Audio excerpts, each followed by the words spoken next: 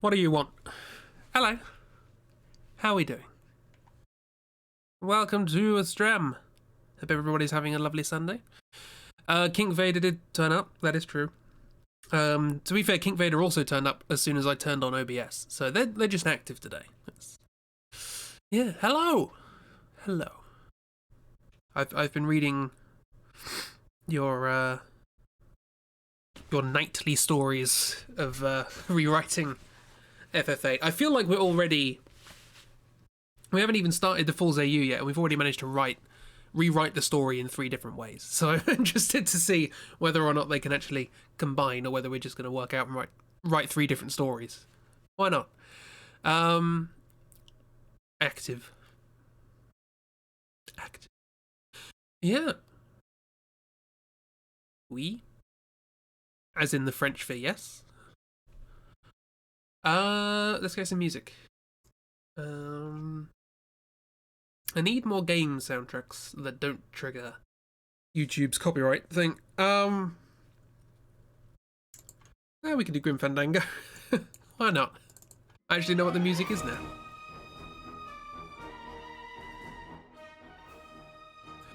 We're going to start our own FF series by rewriting FF8 3 times. Accidentally pressed enter early. That's fine. That happens all the time. 2 Ashes. Yeah, there isn't a song called 2 Ashes, is there? No. Blue Casket Bop, I believe. You have many things to grade, so obviously your brain decided to do that instead. It's surprising how creative your mind can get when faced with a tedious task. Yeah. So, welcome to the stream. I couldn't think of anything I wanted to draw, and I've been doing music most of the day, so I didn't really want to carry on doing that. So we're gonna try and make a game. Why not? I've done this sort of thing before, poorly, but I've done it. And it's kind of fun. It's kind of fun to try and work out how to sort of simulate things in a fun way.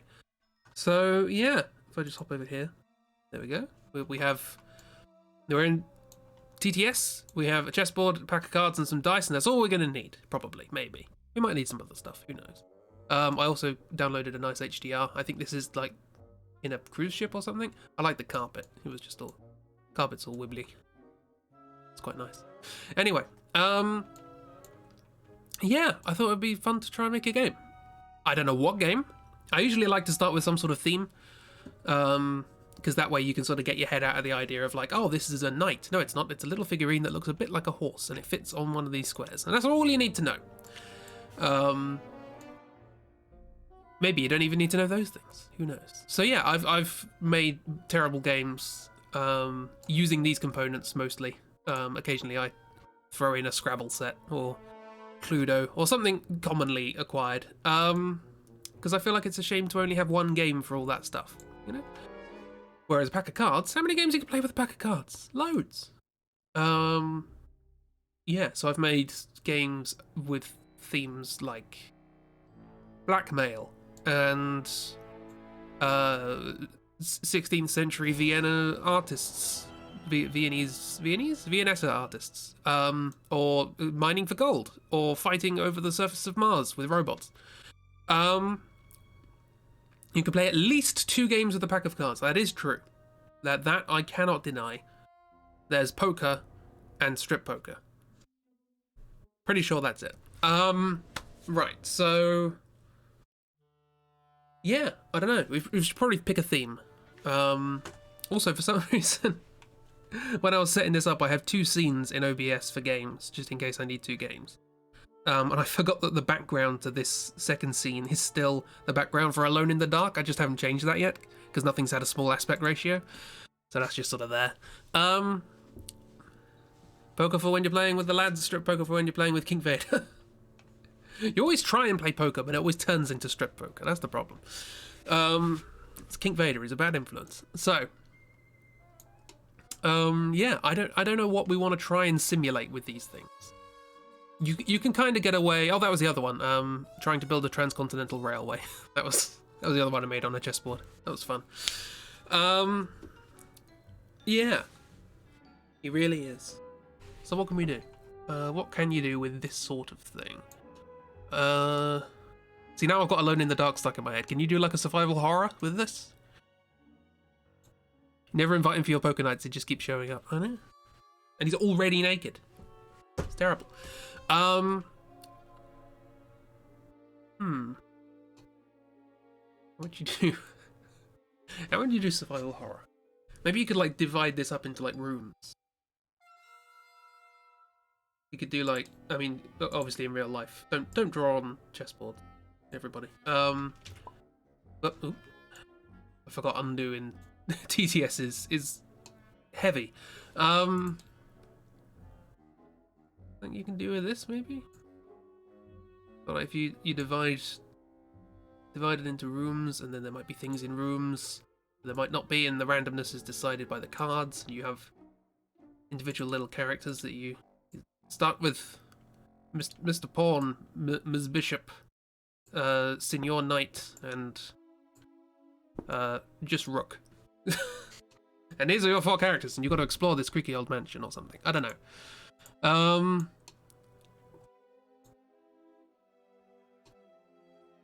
Just Rook. I don't know. But then, okay, so what would the game be then? Because you don't want it to be just sort of like, you know, oh, I'm going to walk over here and then here. And is there something in the room? I'll draw a card. It's this, it's a spade is bad, so there's a thing. Oh, no. I don't know. We need something more interesting than that. How many chess pieces are there? There are 6, right? Yeah, 6 different ones. Which bodes well for having D6. So far it sounds like you could play this bit with the clue board. Probably, yes. The only thing I've made with the Cluedo set was a game about espionage, where you're disguised as a waiter at a party and you've got to eavesdrop on guests to uncover an organised crime network. Anyway, maybe you could do that. Yeah, am I just trying to simulate? So what, instead, rather than going down the route of, oh, this would be better with Cluedo set, or Clue, whatever your copyright preferences. No, it wasn't copyright, that one, was it? It was just that nobody in America knows what Ludo is. Or they call Ludo something else. Can't remember. Anyway.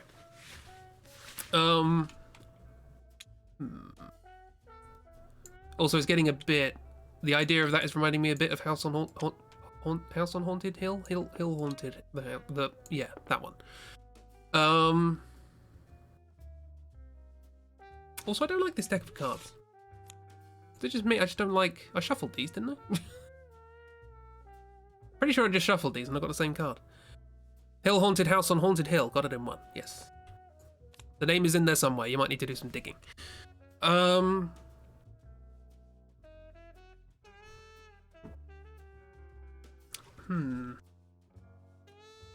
big is a card compared to...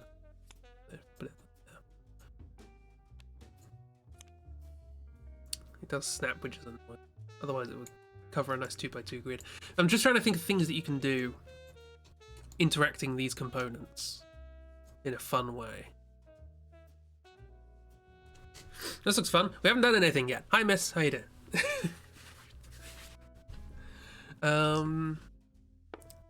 Ow, 3. Give me 1. There we go. Put that back. What am I gonna do? Also, I was looking for when I was looking for this, a nice background. the website I tend to get my things from is HDRI Haven, which is just they have free HDRIs. And they have multiple HDRIs of the inside of dentists' offices. And I'm like, why? Of all the places that you could do a panoramic scan of, why are dentists? I don't get it. You're doing good. How are you all? I'm bunged up, but other than that, okay. And I couldn't think of anything to draw or make music. I didn't want to make music. So we're going to try and make a game. We're trying to think of a theme at the moment.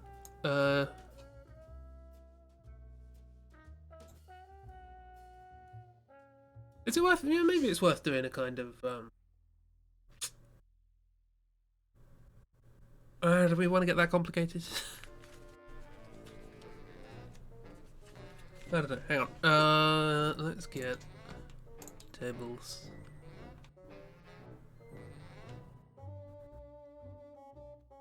This is probably as big as it's going to get. How big is a Cluedo set? No, what this is. There we go. You go over there. Okay. Can we components? No, I need to. I can't remember how you import things from other games now.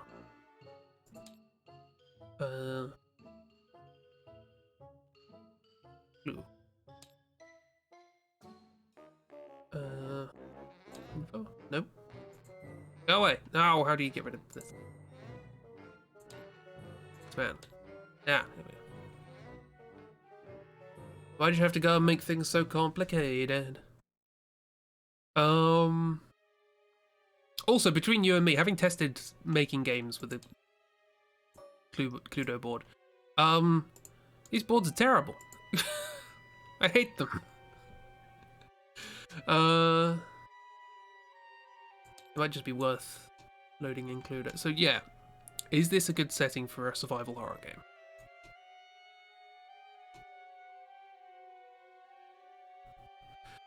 At least time travel isn't involved. Not if you don't want it to be. I'm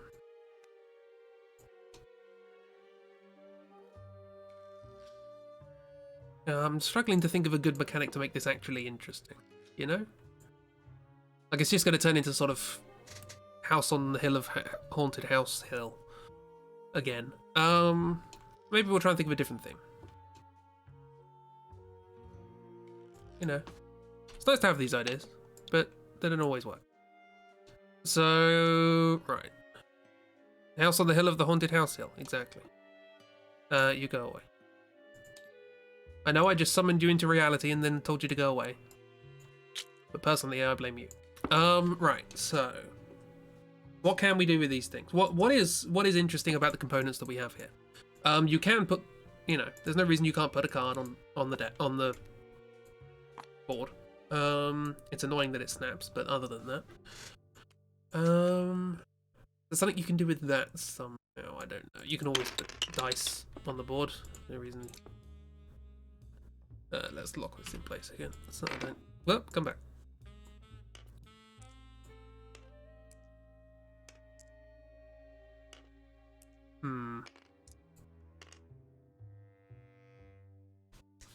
But that house isn't haunted, it just happens to be located on the haunted house hill. Exactly.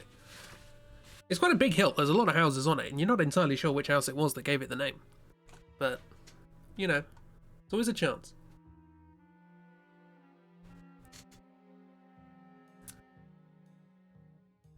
I'm trying to think.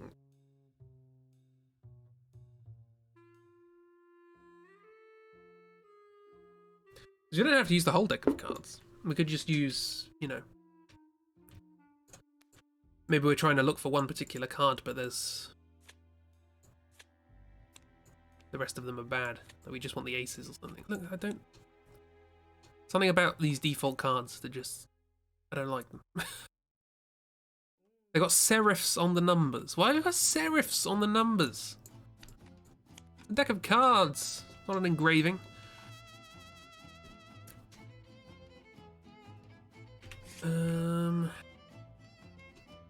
Right.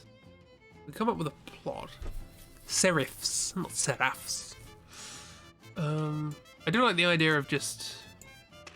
I mean, in real life it'll be easier, but just sort of picking these up and then dropping them, and then where they land on the board is significant in some way.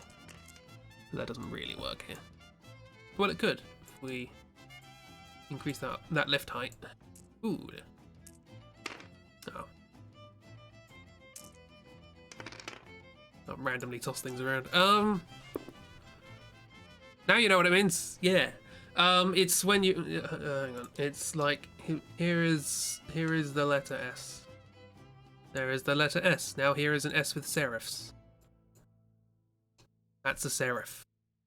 And if it doesn't have serifs, it's called sans serif, i.e. without serif. And so you might hear the word sans with related to fonts because they don't have serifs. They're just called sans. Like Comic Sans, that doesn't have serifs.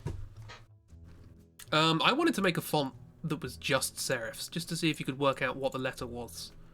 So you do that, but then you get rid of the letter, and you're like, what letter was that? Because it's a simple grid, you know. There's the letter and there's the serif, and you can turn each of them off, and you have every combination except just serifs. Somehow you don't think that would work. I reckon you could design it so it would, and people would be freaked out by it. But that's not... I'm not a typographist. I don't even know what the word is. Poor cards out there working hard, wanting to look nice for their job. We don't know what their job is at the moment. I should have thought of a theme before we started.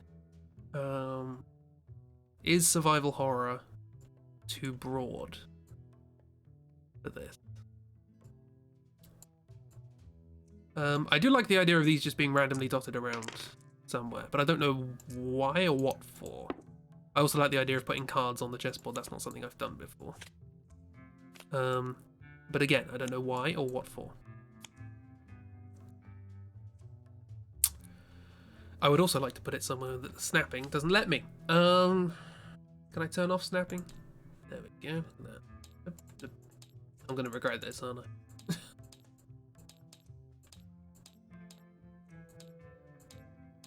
Hang on. Is there an easier way? Can I just say toggle snap? Okay, let's undo all that. Cool, lovely. Safe room supplies maybe. Let me bring that down again. Again, it depends on how complicated we want this to get.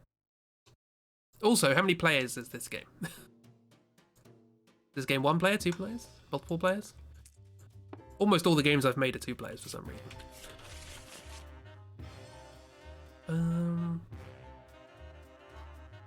Yeah, so can I...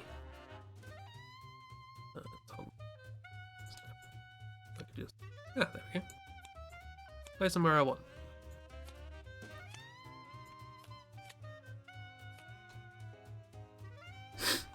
You could also, actually, if we were to bring in some D8s, a couple of D8s, they'd be good because that could give you a random square on the board. So 4-4, like 4-4, this square. So that might be helpful for, like, you know, maybe spawning enemies or something.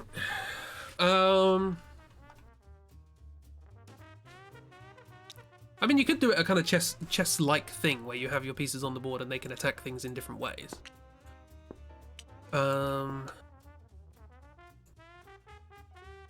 They move and attack monsters in different ways.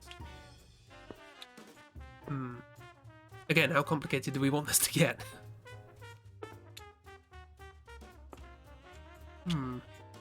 Any thoughts?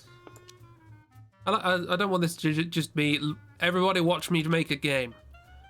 You know, I want it to be interactive in some sense. I like the idea of supplies.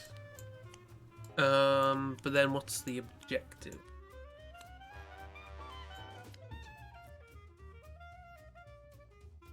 And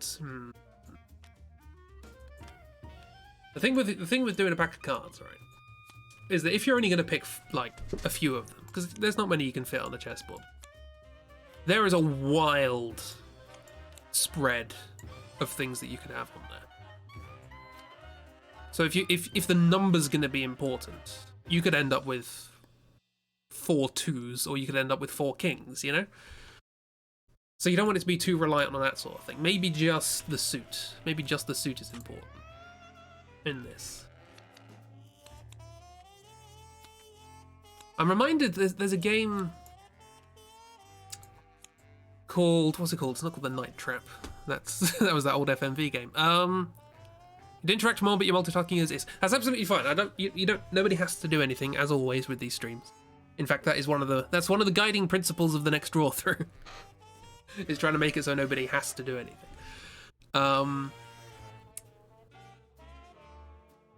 liking this idea of having things spawn randomly with a couple of D8. I should get some D8. I like D8.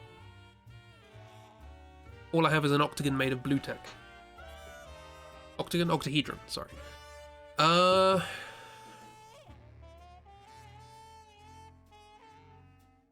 Yeah, so I'm reminded of this game, The Night something like that. Do I have it in here?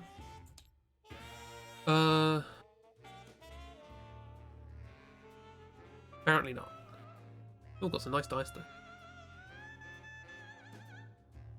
Anyway, Night Cage. Was it the Night Cage? Anyway, and the idea is that you're sort of this sort of dark horror fantasy thing where you're sort of in this mystical labyrinth and everything only exists when it's illuminated. And you're wandering around with a candle that's slowly melting down. And you've got to find keys to escape the dungeon or whatever. I'm wondering if you can do something like that. Where like you have like 4 players maybe. And each of them need to get a key or something. And a key is represented by a particular suit of a card.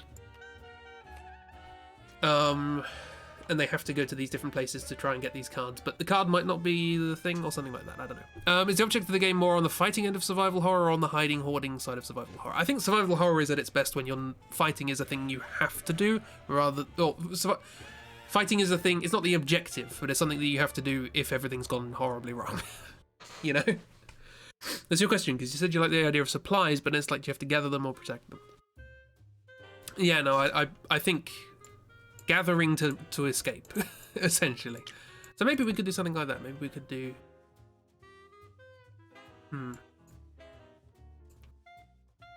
So how would you lay this out, then? So maybe you're like, oh, everyone's at the entrance, or everyone's outside. Yeah, we have to get in... I don't know. Maybe this is a mansion. We have to get in, we have to get certain things. Maybe we're burglars. And we're breaking into a mansion to steal stuff, but there's more than we bargained for. Monsters start appearing or whatever. I like stupid themes. They're good. They help explain weird rules. But they also help you develop rules, so that's nice. Glad your mind went to mansion because yours went to supermarket. That works. We could have aisles. We need to find the right things. Again, these things can shape how the game plays. These sorts of decisions.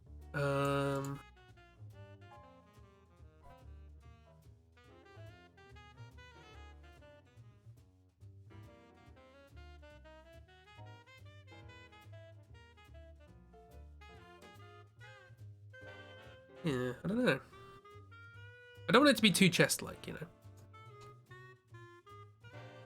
So I like the idea that you can move all your characters in one go.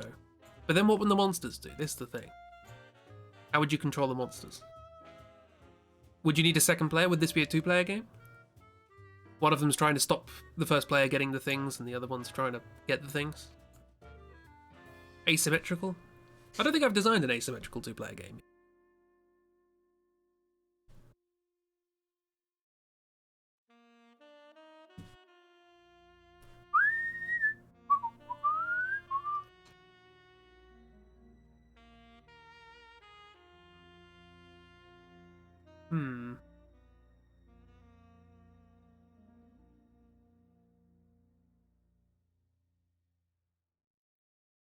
I'm also trying to think how you would spawn the monsters as well. Maybe you just roll a d6, and it could be one for pawn all the way up to 6 for queen. I always put queen above king because they're just better than kings. But like if you roll something that you know you've got you've already got 2 rooks on the board and you rolled a 2, then you can just put a pawn, whatever. But pawns aren't very good. Maybe this could be an asymmetrical game. I feel like this sort of thing that's in my mind, chessboard might be too small.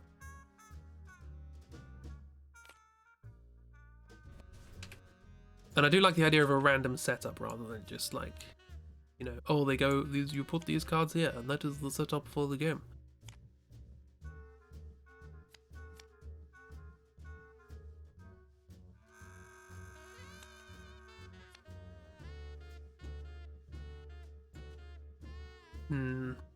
Again, depends on the theme. That worked well. 2 chessboards? See, the thing I like about making these games is that you can just sort of play it with stuff you have lying around. People tend not to have 2 chessboards lying around. But again, they don't tend to have 2 d8 lying around. But you can simulate that, I guess, with normal dice. You know, you can roll that and hope you get a number between 1 and 8. Keep going if you don't.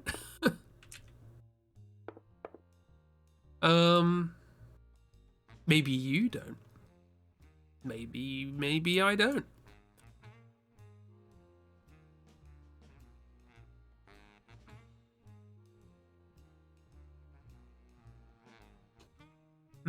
Is this interesting? Is this idea interesting, or should we try something else? Well, if you don't have any chessboards, then you play a card game that I've come up with. Or, you know, any card game that's better than mine. If you don't have any cards, play Noughts and Crosses. You have Snakes and Ladders. Does that work? Look up the original version of Snakes and Ladders, because that was all about karma, I think. That was a game that was all about sort of trying to transcend, but vices pulling you back down, all that sort of stuff.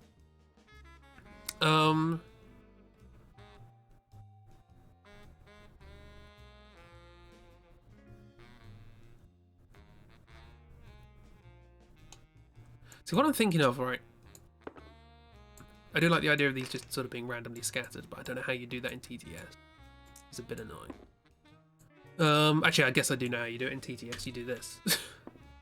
5 1 5 1. 2 2 2 2. 1 1. Yeah, there's 1 1.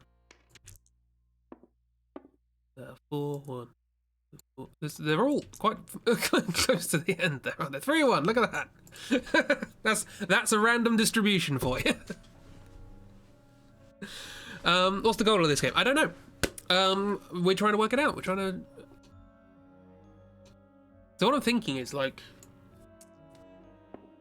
maybe like a single move is like really important. Like this is huge.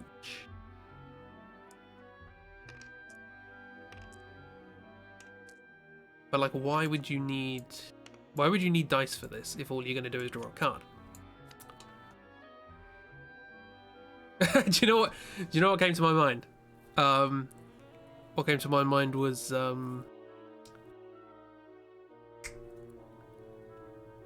think it's funny that I've forgotten what it's called. Meld. That's what's come to my mind. I like the idea that you're moving around here, and as you move around here, everything goes down by 1, and you've got to get there before it runs out.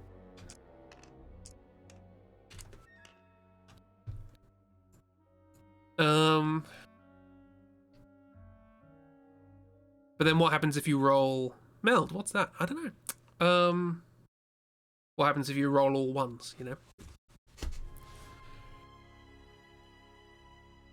This is the problem with having a randomness in setup, you know? Maybe you don't, maybe you have a 1 to 6. End goal could perhaps be surviving with as many things as possible, possibly. But I always find games that do that a little bit dissatisfying. Like, you know, you finish the game and your score is 8. And you sit there like, did I win? Is that good? Is like,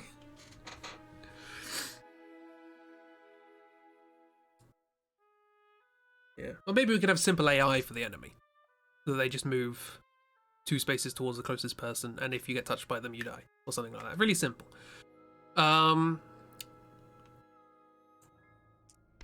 Maybe to keep things relatively straightforward. Maybe we have a 1, a 2, a 3, a 4, a 5, and a 6. And you start with those, and they get randomly placed on the board. And so the 1's going to get lost almost immediately. Okay, this isn't a terrible idea. I quite like this. The cards so far have nothing involved. Nothing's happening here. Some of the things could represent people, others items, others goals, like collect meld, instead of points. But the thing is, when you play these games, ultimately that's what it comes down to. Ultimately all you're focusing on is the number. It can add to the theme, and it's nice, but when it comes to the ending, you want something... You want a feeling that you've sort of achieved something relative to something else, if that makes sense. And if you save like 5 people, you're like, but how many could I have saved? You know, is that... I don't know. Maybe you have to do multiple things, I don't know. I'm trying to think of a way of giving these things context. This is not a terrible idea, by any means.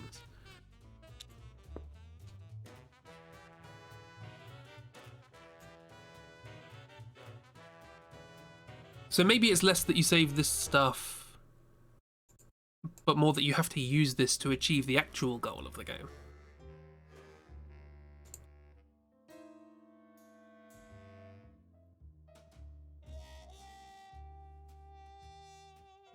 That's not terrible.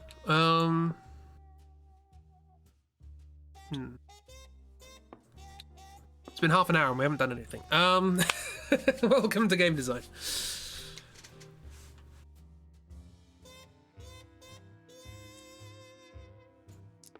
Oops. Oh, why don't I just... 1, 2, 3, 4, 5, 6.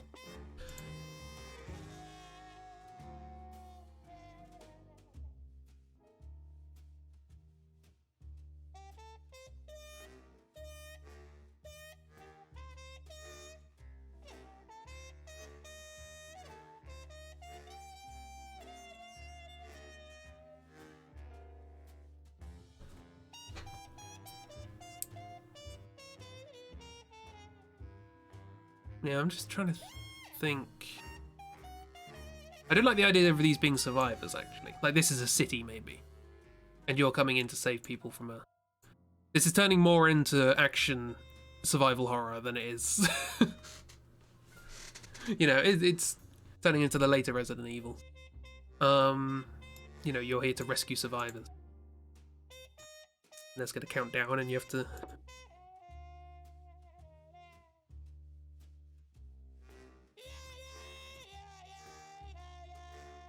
So if that's not the objective, if that's going to tick down, right? I like the idea of that ticking down, but I don't like the idea of that being the objective.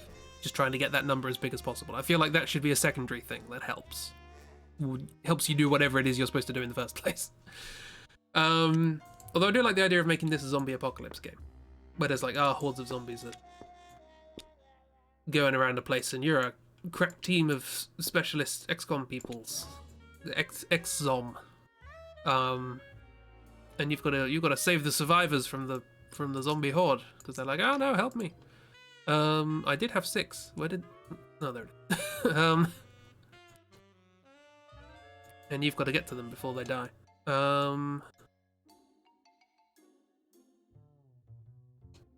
Maybe you can use this... Maybe you could use the survivors as a way of making it easier to fight the zombies. But then, is the point of the game to fight the zombies? This is how things turn... This is how I managed to turn my attempt at making a game about a court case turn into a game about just blackmailing people.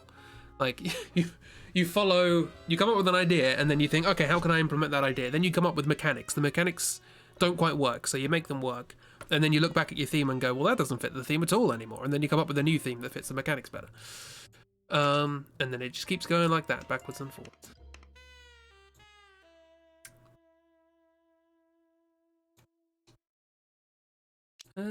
I have no idea if this is interesting. I just thought I'd try this because I didn't want to draw or do music.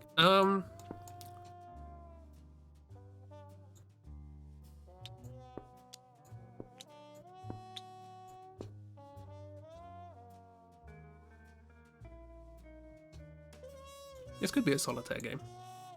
I don't know many solitaire games. Which you think I would, given that I'm making these and not playing them with anyone.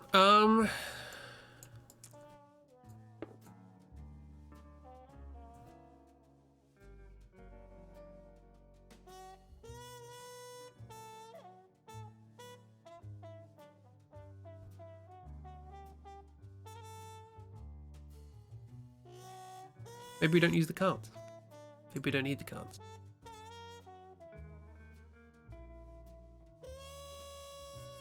Then again, if well, no, that makes sense. Sorry. I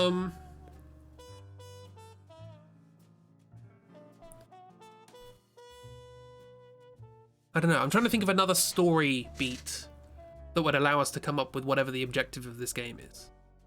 If this is we're running around collecting survivors, because I'm thinking of these as survivors because it kind of makes sense. I don't know what else would decay like this. You know what I mean? If you're trying to pick up supplies, maybe it is supplies. Maybe it is a survival thing. Maybe it is here are monsters roaming the. And you're a last bunch of survivors, and you're trying to find supplies, and this is like a big old wasteland. I also like the idea that there are obstacles here. I don't want it to be just a flat, open thing. But I don't know what exactly.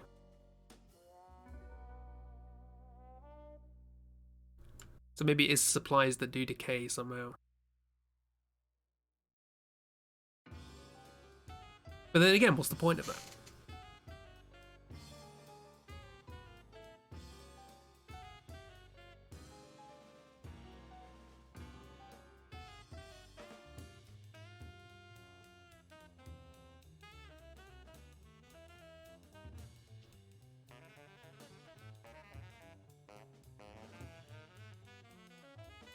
Maybe that helps with survival? Maybe if, like, okay, you've got a thing here and you've managed to capture a 3 or whatever, and that's just, you've got that as losing your supplies, and then a monster comes up and it attacks you, it's like, ah, boom, like that. Then that will go down to a 2 or something. And you can just use those supplies as enough to try and get you across to the other side, maybe. Your objective is literally just to get from here to here, but the hordes of monsters keep appearing. Who knows? I don't know. Maybe we can just have a crack at that. And then work out how terrible it is. And try and make it better from there.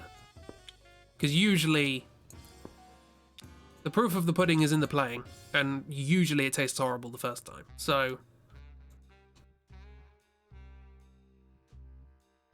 I don't know. Let's do a very quick dry run to see whether or not this idea actually has legs.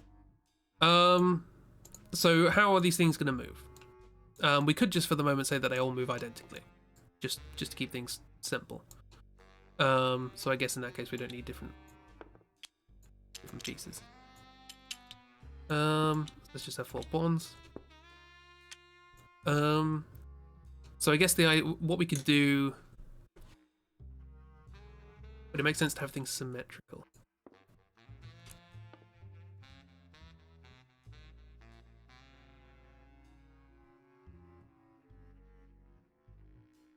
It's been quite a quick game, I guess. So let's say, I don't know, let's say that every piece in the game can move 2 spaces. 2 spaces orthogonally. I don't know. Again, just come up with an arbitrary thing and run with it. Okay, and let's say one of these spawns on a random square at the beginning of the player's turn. How about that? Just throw down a rule, see what works. There's a lot of variables here. So, where are we going to put the 1? So let's randomly place our supplies in this map. I'm guessing, let's say, I guess before the game starts, you can work out where to place things, because they're not on the board yet, you have to move on to the board, I guess. Or maybe that's your first turn, moving on to the board. That make more sense. You get to move on to this row. Okay, so I guess, again, no idea if this is fun. What? Oh, it's a 6, I thought it was a 9. 6, 7? Oh, that's 3. 6, 7. That's pretty good. Next. 1, 8. 8. Also pretty good. 6, 7 again. Reroll. 8, 4. 6, 4. Oops, that's the thing. Maths, the game. This is just the setup. 8, 8. That's pretty nice.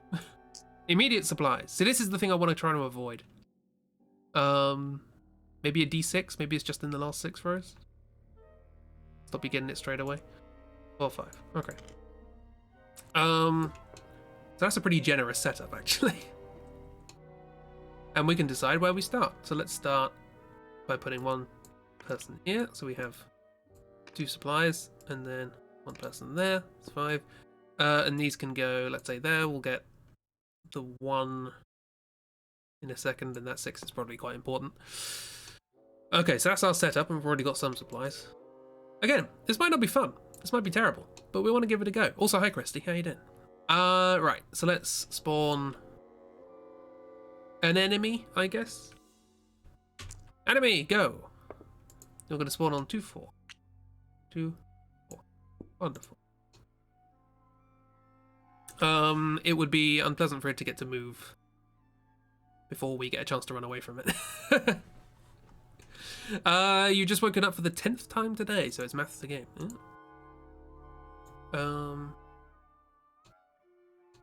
That's a lot of waking. I guess we can move. I move there. I can move twice, but I have to stop in a space if I want to claim the supplies on it. That can't get me there. That can't get me there, I guess. Okay, that's my turn. This will move 2 spaces towards the closest person, I guess in the closest direction. We have to work out how the AI works in this game. So... Okay, so this is the closest person, because it's 3 spaces away.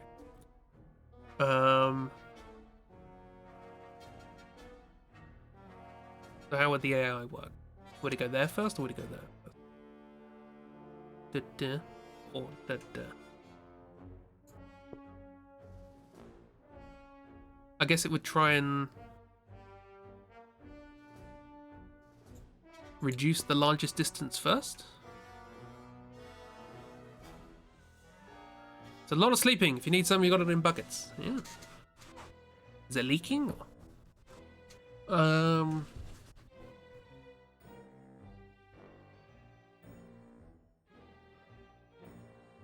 My first thought is to be annoying and have it go, okay, we'll try and get in front of the person first. But then how do you actually get around that?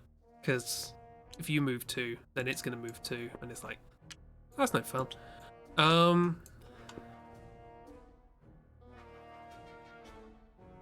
I guess it just tries to reduce. Again, this might not be a fun game. I just want to give it a go. I want to give it a try. Maybe it can only head in a straight line.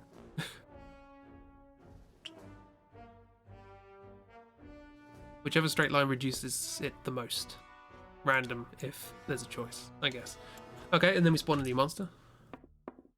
5-2. 5-2. Okay, I'll go. That's fine, I can be safe there. Oh, hang on, these have got to go down. Goes down to 3, goes down to 2. Okay, we can grab that, there. Plonk. Grab that there. Yeah, see, this seems a bit unbalanced.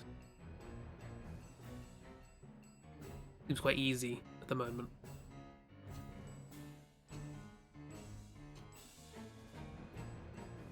I did say we were designing a terrible game, and if the objective is literally just to get to the other side, you're just going to keep moving forward. Like, there's no real choice there. If there's an enemy in the way, you're just going to dodge to the side, and then it'll try and get towards you, and then you'll move around. Yeah, okay. Attempt number 1, not great. How can we make this better? We can make it better by giving pieces individual movement.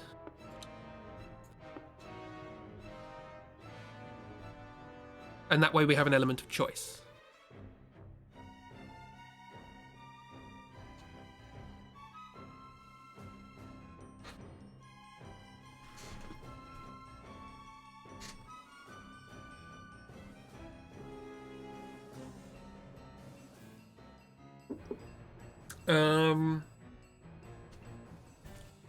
Like in life, there's only going forwards. Yes, we are pawns. So.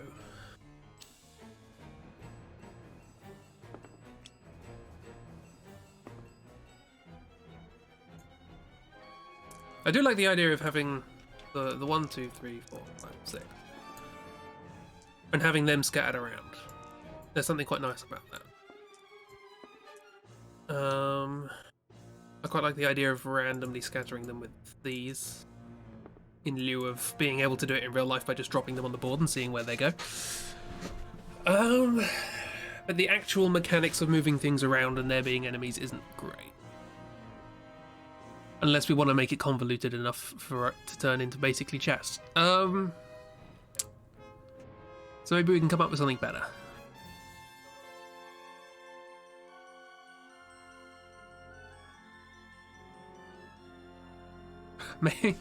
Maybe instead of moving all your pieces, you have to draw a card and that'll tell you how you can move. These are the conditions under which you were able to move. But then how cruel would that be if you draw a 2 and the enemy draws a 5? It's like, eh. Then you draw a 10 and they draw a queen. Oh no. And then you draw an 8. I guess it will balance out, generally speaking, over the course of the game, but you could just get really unlucky. And like, what would those numbers mean? Is that how many spaces you can move over the course of your entire group?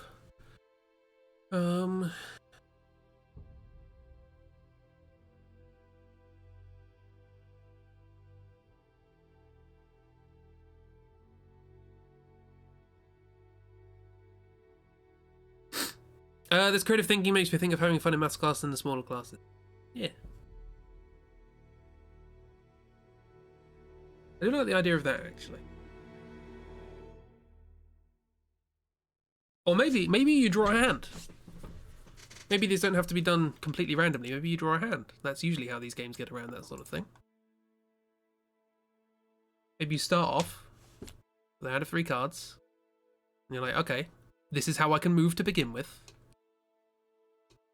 And the enemy's just going to draw randomly. That's just how it's going to move.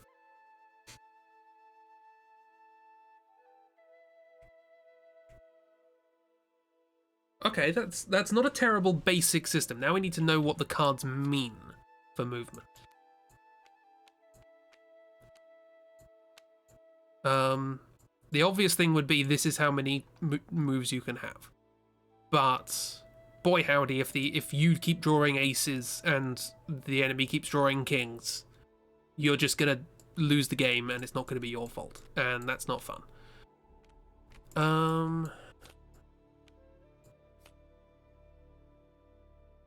Maybe that's what the supply. You could use the supplies as additional movement. Maybe. What's the heart of the card? I think it's a bicycle. Also, why am I doing it like this? This is game's in widescreen. It can it makes more sense to zoom in like that.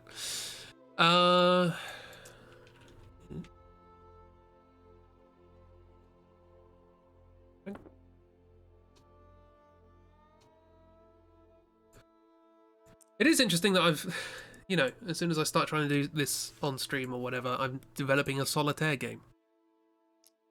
Wouldn't have thought.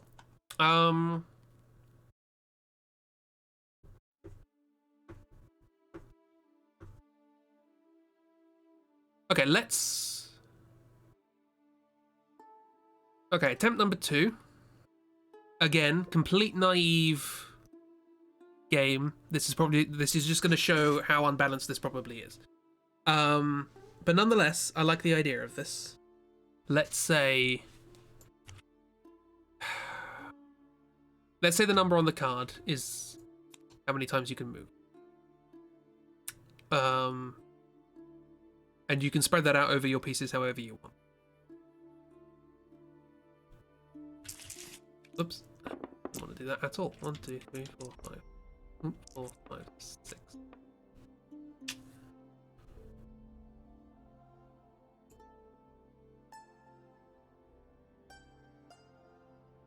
and then you can use up one of your supplies to move that amount as well on a turn. You can only do one, I guess, per turn. Otherwise, you can just sprint for the finish. You know?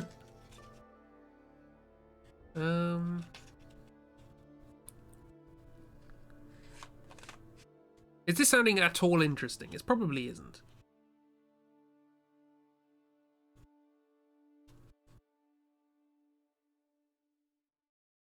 Because if you have a hand of cards, you're just gonna do the biggest one, aren't you?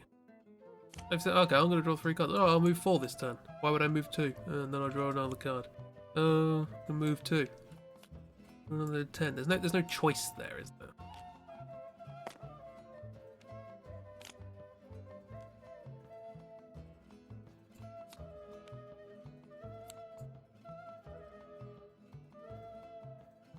Unless the suit's important. Unless you have, you know, pawn is clubs, rook is hearts, bishop is diamonds, knight is spades or something. And you're like, okay, I can move rook 7 spaces. That's not going to make sense.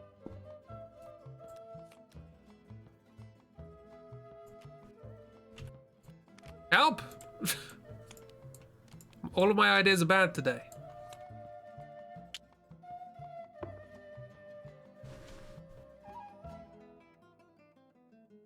I've gone for a lot of different ideas.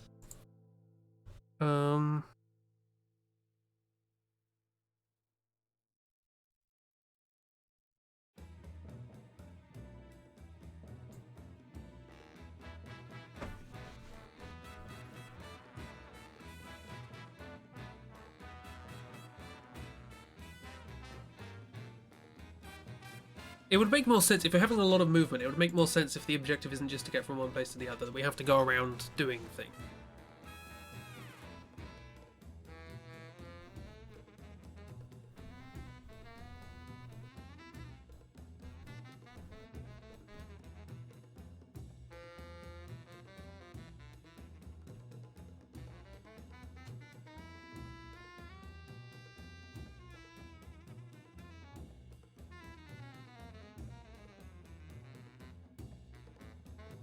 This doesn't really resemble survival horror anymore. But again, the survival horror would just end up doing Hill on Haunted House of King of the House Hill. House MD.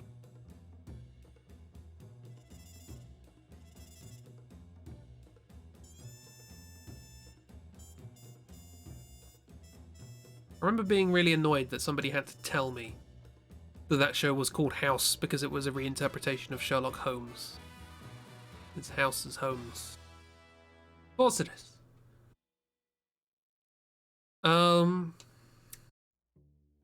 Thank you, Crispy Bot. Yeah, I don't know. I said I'm glad I put.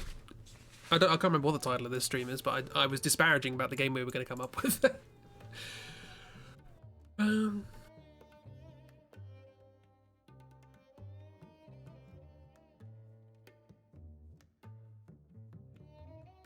You know, honestly, I quite like the idea of just doing sort of chess with cards. that kind of appeals to me in a weird way. HBO House as Holmes because it solves mysteries. Yeah, it's just a medical version of Sherlock Holmes. This sort of troubled detective with a drug problem, who's not very good with people. He's just, instead of solving crimes, he solves cases. Medical cases. That's why it's called House, because Holmes and House and Holmes, and that's why his Watson is called something that sounds a bit like Watson. I can't remember.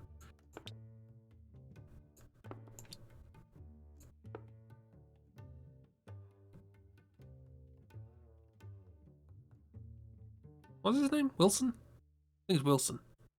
Yeah. Wilson is Watson. House is Holmes. Wilson, yes. There we go. Ragdoll supports my ramblings.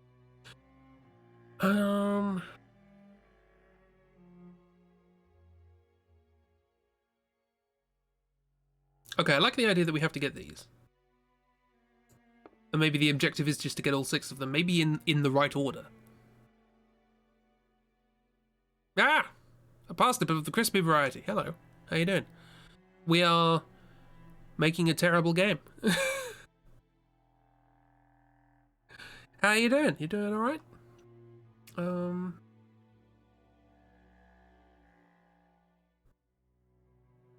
Yeah, maybe.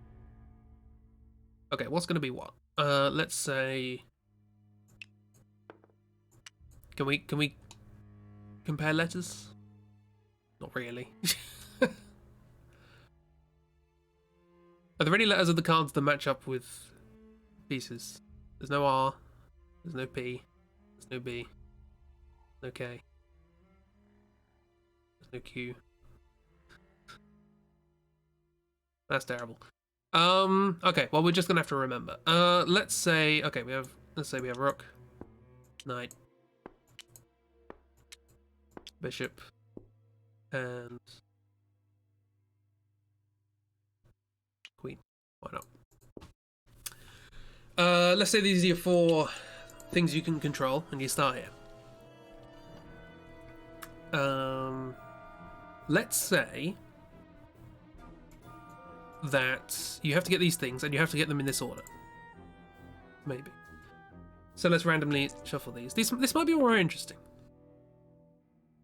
And that's all you have to do. So 7 5, 7 5, 4 5. Oops, what am I doing? Put them in order. 4 5, 5 6. Stop picking up the wrong ones. 5 6, 4 4. Number 4 goes in 4 4. 6 4. 4. They're all quite bunched up, actually. Kind of ruins the point of the game. 7 8. And the idea I was thinking was if you draw like 5 cards, and let's say rook feels blunt, so that's going to be clubs. Knight feels sharp, so that's going to be spades. Bishop is the church has collection plates, so this is diamonds. And the queen is the queen of hearts. That makes sense. And you basically have to play cards in order to move these things in such a fashion as to pick these up in the right order, but also there are monsters and they're coming towards.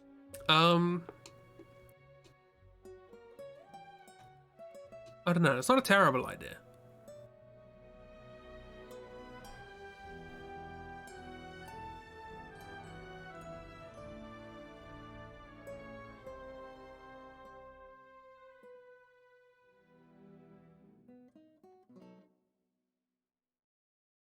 So, because then you have the element of choice of hey, maybe you want to keep your cards, higher cards, for when you're in more danger, because you might not draw another club, you know. And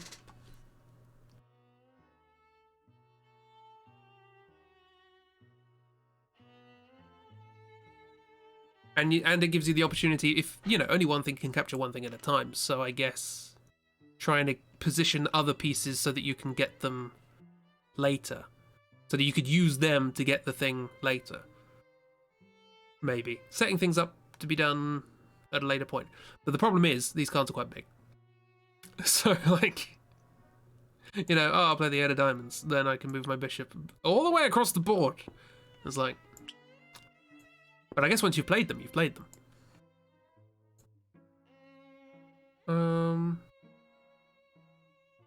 I don't know. Maybe we should just try it. See how it goes. I still don't know how the enemy's going to work yet, but... Or maybe this should be a 2-player game.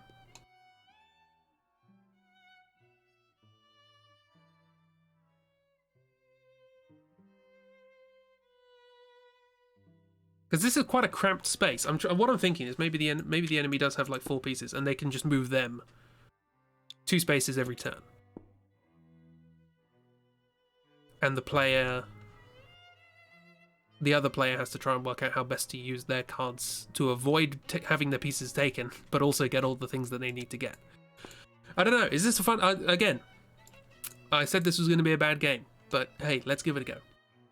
So I guess from this point of view, what do we got? So this is clubs. Is it worth moving 1 with you? I can't move anything else. The queens. Let's say picture cards are worth 10. Why not?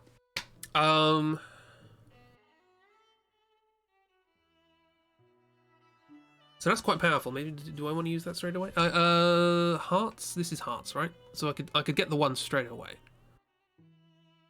So that's nice. But I guess the stipulation is I can only take 1 per turn. So I could play that. 1, 2, 3. There we go, and I'll stop there, and then at the end of the turn I'll take that.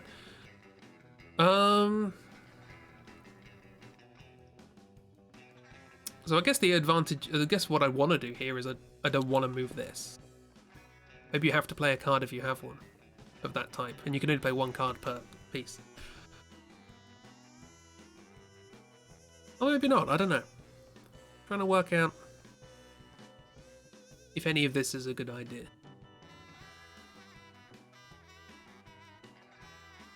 Again, this idea might work better on a Cluedo board. We're already back to that, I think.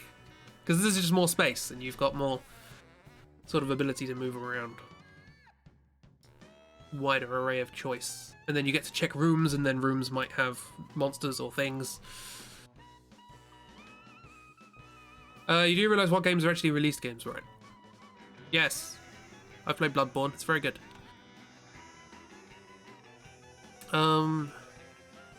No, that feels annoying if you have to play a card. So the Queen is basically going to allow us to get anything we want. There's no point really doing anything with that.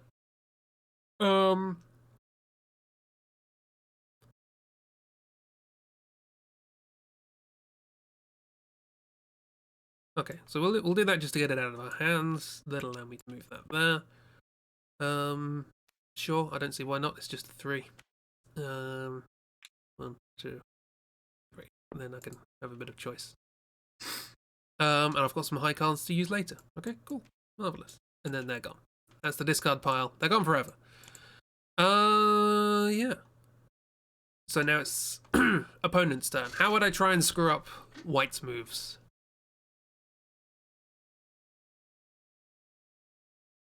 Wait, why is this asymmetrical? Why isn't this symmetrical? Because, okay, so on this turn, oh hey, I've captured the 1. Maybe, if I do exactly the same, and this player also has 5 cards to choose from, they have to try and do the same sort of thing.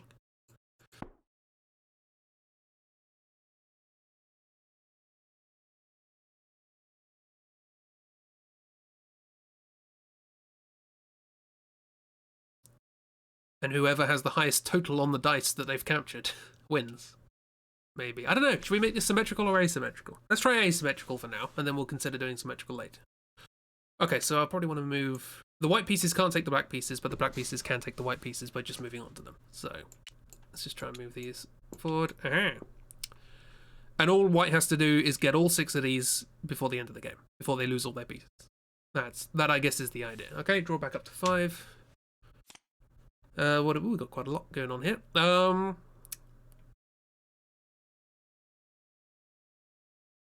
It's kind of annoying that clubs can't do anything.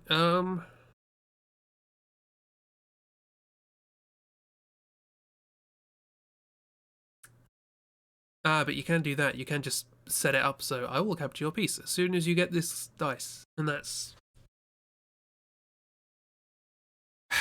That's no fun, is it? Has the music stopped? Music might have stopped.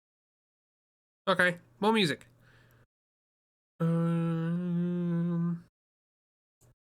Machinarium, go.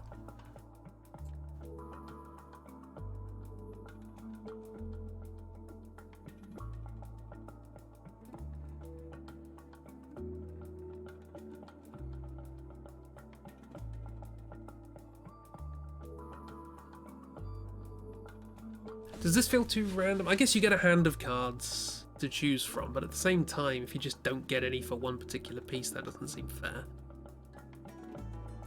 Maybe you can split the deck up beforehand into the different suits and you just draw a random card at the start for each one. But then you don't have any control at that point, I guess. It's hard. It's hard to make a game.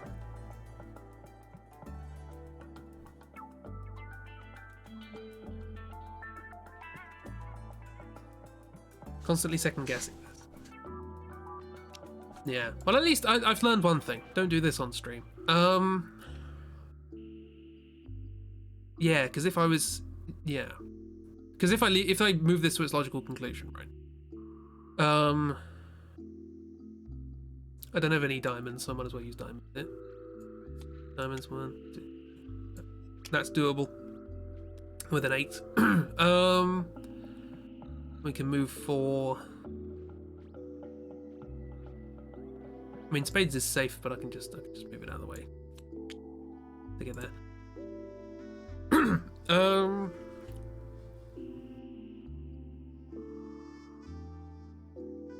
Hearts is also safe at the moment, so there's no point doing anything with that. So yeah, that'll be that. Yeah, if we draw this to its sort of logical conclusion, we've captured that. But oh, look at that! Boom, dead. That's that gone. And now, as soon as anything gets, I could just go here and put one there, and then I could put one there.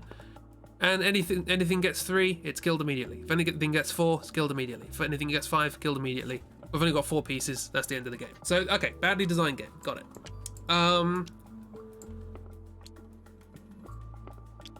Do we try and fix that with a patch, or do we try and just come up with a better idea for a game? Because sometimes the game is just fundamentally flawed.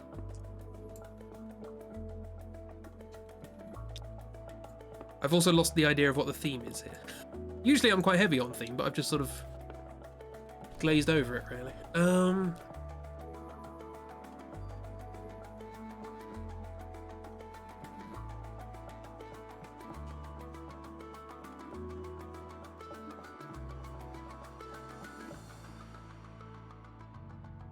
Maybe the number isn't important.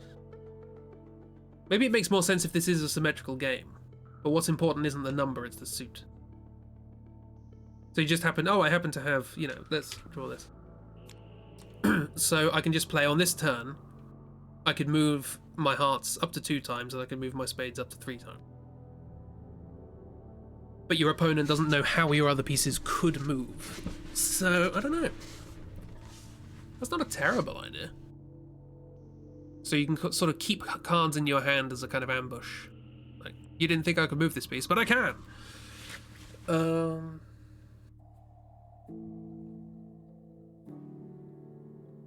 Maybe you could have a bit of variety, like picture cards are worth 2 moves. Again, you don't have to use all the information you have here. These pieces could all be the same. These cards could all have the same value. Like, you can use as much or as little of this stuff as you want. I like that idea. That's kind of interesting.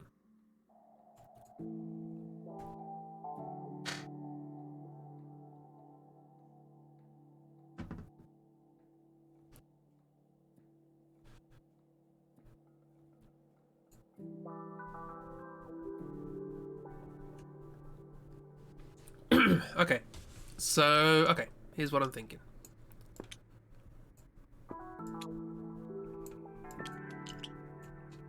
Make it symmetrical.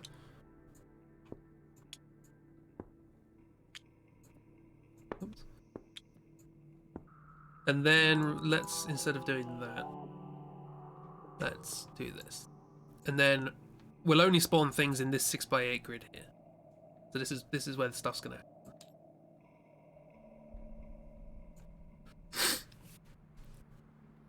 And the idea is essentially just grabbing dropped supplies. And anyone can take anyone's pieces, I guess, but you have to be able to move according to the cards you have in your hand. Okay.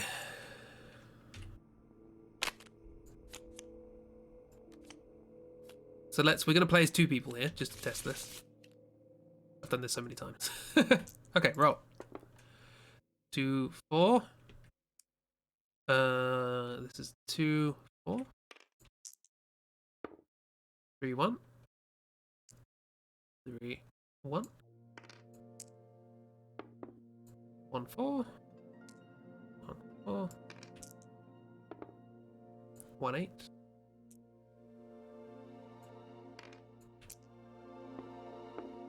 2, 7.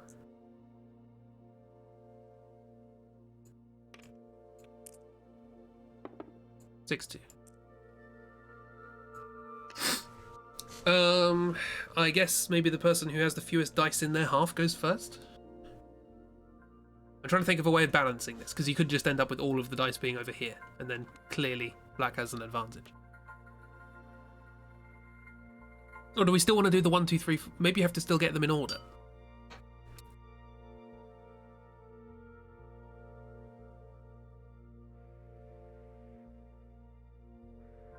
That actually might be quite interesting. Because it sort of behooves you to plan ahead a bit. But you also kind of got to plan based on what cards you have or don't have. And maybe rather than having a fixed number of cards in your hand, you draw a certain number of cards at the end of the round.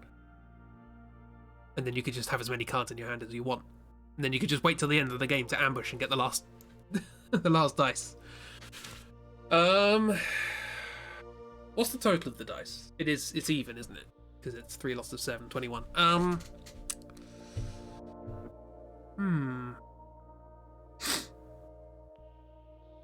Okay, I'm intrigued by this. I'm now thinking of this more as sort of like fish in an aquarium.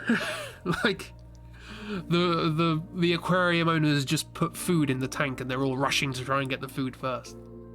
Or like chickens in a pen or something. I'm trying to think what this could symbolize, you know? I like having a theme, and then that can help inform mechanics. Anyway, let's try this. We'll give it a go. It's probably going to be bad, but we'll give it a go. This is feeling more like a game now. Maybe. We'll see. Okay, so white goes first because they have the fewest in the lowest score in their half. The lowest score close to them. So I'm going to be white here, and then black's going to be this person over here. It's going to be odd that I'm playing both parts. It's fine. Don't worry about it. Okay. Right. Well, I can move. Move my diamonds and my heart's pretty good. Let's say. Actually, let's start with 4 cards. Then theoretically you could move each of your pieces 1, and then you draw 4 at the start of next round. But you don't have to play all 4 when you start. Maybe you can end up with a lot of cards doing this. Okay, so I can move my hearts quite a lot. So let's do that. Maybe you don't take other people's pieces in this. Maybe you just barge each other out of the way. That's more interesting. We'll just do it like that. That's 3. Use 3 hearts. There's no reason not to at the moment. Put these on a discard. But you could also stockpile cards of a piece of your opponent's, maybe. And I'll use this. Why not? Diamonds, move that forward. Okay. What do you do? You want to get the 1, don't you? Is there a way of doing that? You have 3 diamonds. Yeah, sure. 1. Use 2 diamonds. 2 diamonds. Now gets you the 1. Now everyone wants to go for the 2. We can use another diamond to move that sideways. I'll move my clubs forward. If I try and go for the 3, maybe once that's done. Maybe the 4. Maybe I'll try and cover the 4. Okay. Well, I'm going to deal 4 more for me.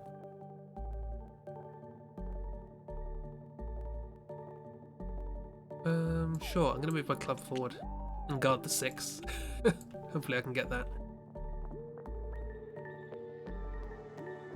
Do you see how this might be a game? It's not probably not quite there, but the idea might be good enough. Or it's starting to look good. Not too bothered about getting the 2, but someone's got to get the 2 for the rest of this to progress. So, a couple of spades. Sure. The thing is, at the moment, you're just using whatever cards you want and trying to form some sort of plan.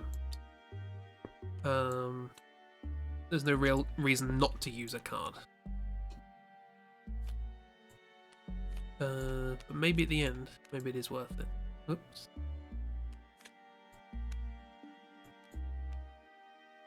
Okay, you got 2 diamonds, so you could go for the 2. Fine. And you got a couple of clubs. Maybe you can't move something onto a piece until it's takeable. Because otherwise you can just camp stuff. Yeah, that makes sense. Okay, so I'll use a club and then I'll keep one by. Get the 3 next time, hopefully. And then I have a card still in my hand. Does this feel like it could be a game? This feels like it, not like a, you know, be able to sell it, but like a thing that people would want to play, maybe. Given no alternative. Okay, I'm going to try and get things up to this corner.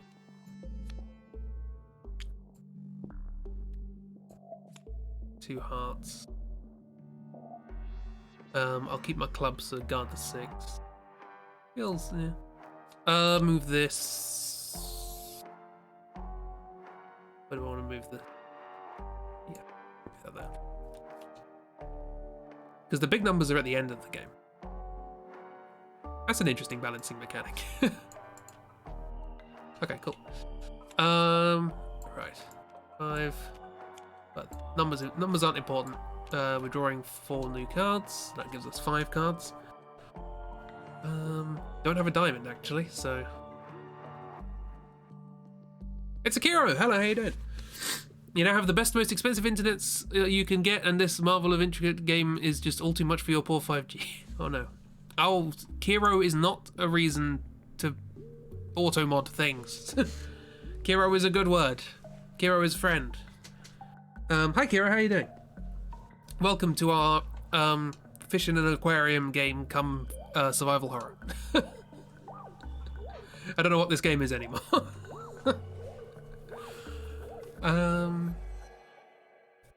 So what do we want to do? We still want to guard that, right? We can move a lot of heart stuff, so maybe it's worth 1, 2, 3. Maybe it's worth bringing that closer. 1, 2, 3. There, possibly. Put it there, and then we can run over that side if we need to. Because you never know what cards we're going to get next time. I know, rude auto mod. Why? I mean, surely we've said Kiro before. Why is it now? And like, I've lowered the settings. Like, I think you can say baby dinosaur now. So, the club can't really do anything because it's on its own. But we can move 2, so there's no reason to do that at the moment. So, yeah, okay, that's the end of that game. Okay, now I draw 4. See? Baby dinosaur's now fine, Kiro isn't. How bad's that?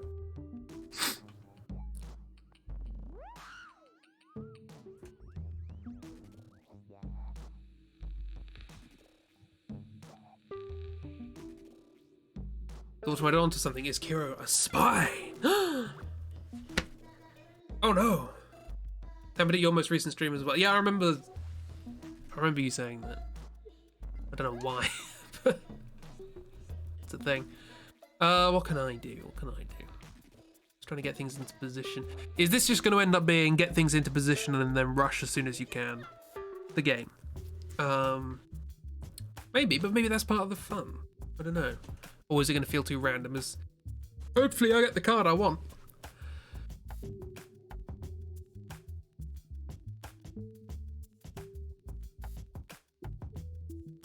Kiro's who anti-Bezos for Twitch. You had to stop it. Oh, you're okay with that? Well, Kiro succeeded.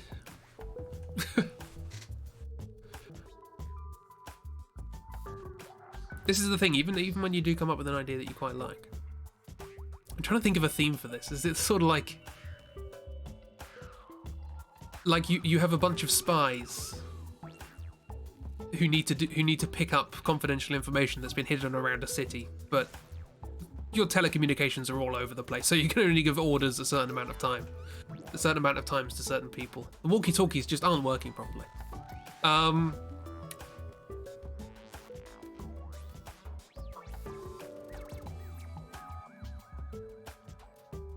Yeah, I always like trying to come up with a good theme. Do I want to move? See, I've got a lot of spades here, and it's a bit of a waste leaving it there. So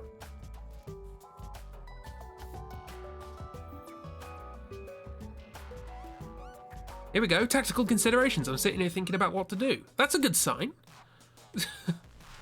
May not be the best game, but at least I'm thinking about it while I'm playing.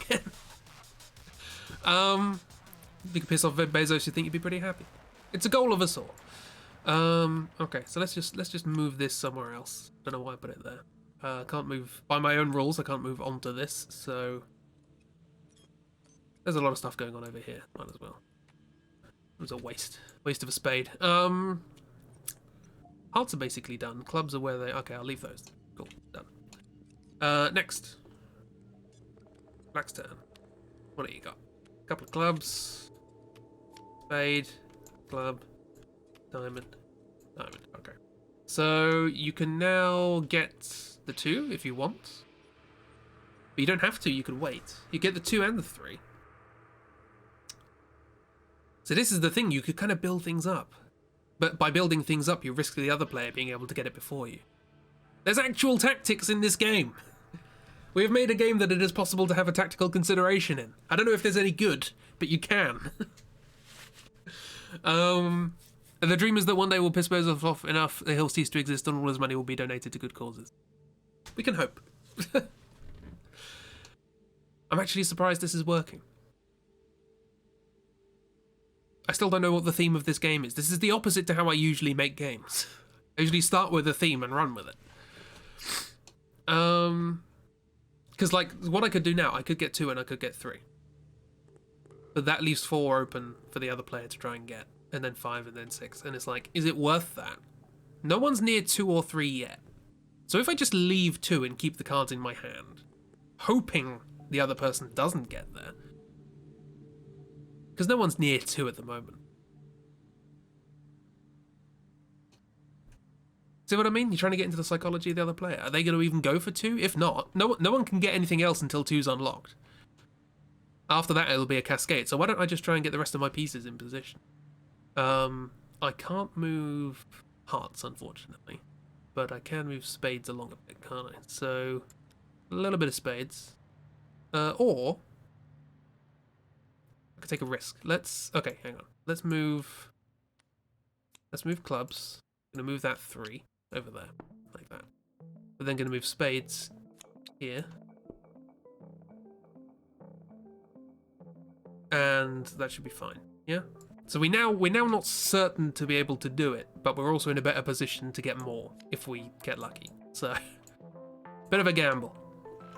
Okay, I draw 4 cards. Alter clubs.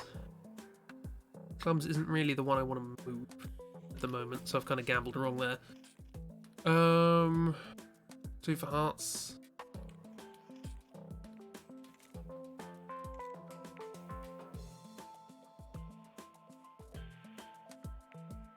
If I move clubs too close, I'll spook them. Okay, I'm gonna move you there. Oh, I forgot about picture cards being worth 2.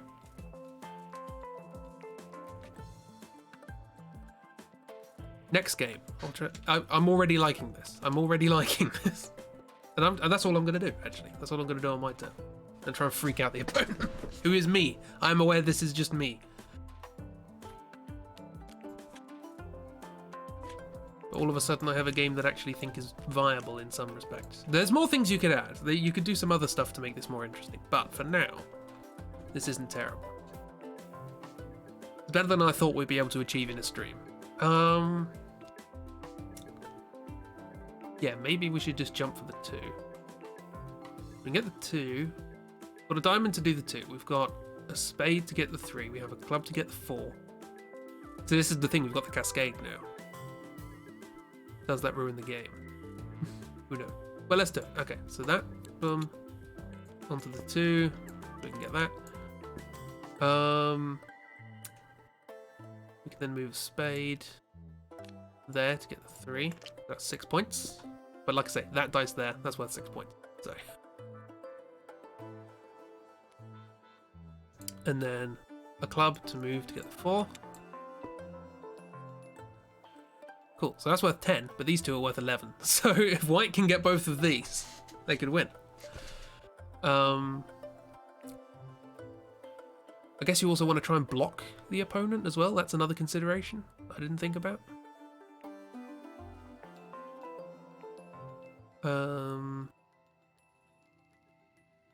Yeah, let's try and get the couple of diamonds to get this down to the bottom. Try and get that 6. We might as well move this closer if we can. Boom. But also bear in mind, these are going on a discard pile. Stop fighting yourself. I do this. Look, I've designed quite a lot of 2-player games, and I've only ever played them against myself and Chibi occasionally. Chibi does help. So I've got a lot of stuff because I've been saving up. So I can do a couple of there for hearts. I get a 5, and I've got a club, and I can get the 6. Hey, look at that! White won. It's a quick game. You help. You do. Yes. You're already half paying attention. You help me design games, or you help me test games.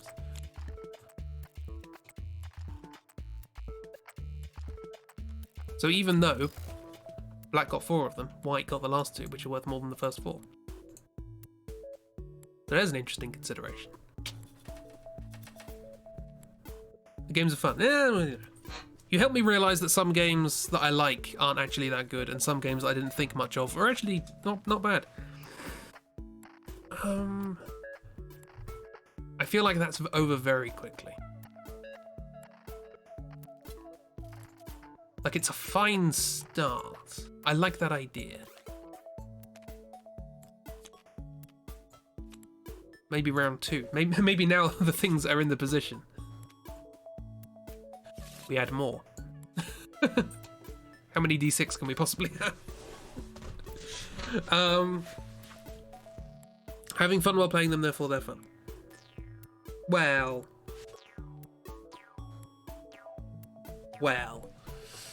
Okay. Thoughts on this?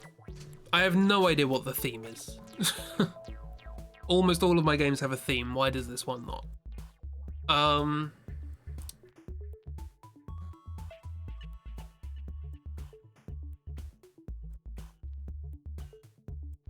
It's over very quickly. It's very twisty. Like, you could be winning for most of the game, and because you haven't set things up for the end, you could just screw it up. And you could just set it up so you're camping 5 and 6 and wait for the next player to get 4. And as soon as they got 4, boom, you've just won. Like, but then as the other player, you would have to go, right, well, I'm gonna make sure I get 4 and 5 at the same time.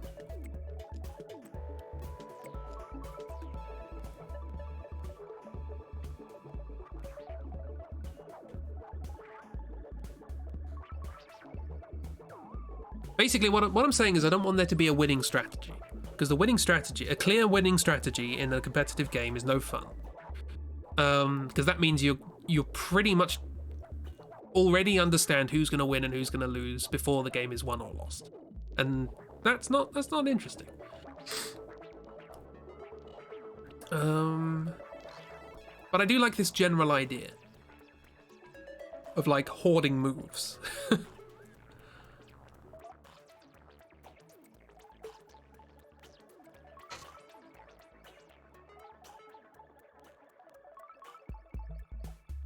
Yeah, it's maybe not my best game,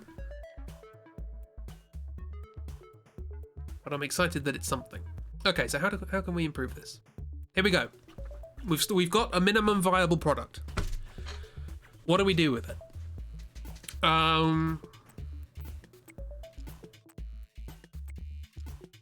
What One of the obvious answers would be to add more dice, but then the board would get very cluttered.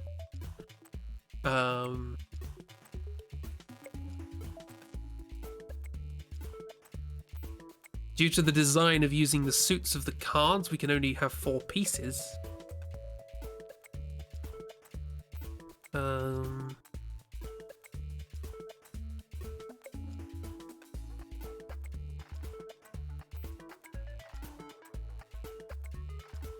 I feel like there should be multiple rounds. You know, like now the pieces are in this position, we put more dice on the board. You know, but we don't even need dice anymore, do we? These don't need to be dice, these can just be tokens. We're not rolling anything. These are just the numbers 1 to 6. We can write this on a piece of paper and stick them down.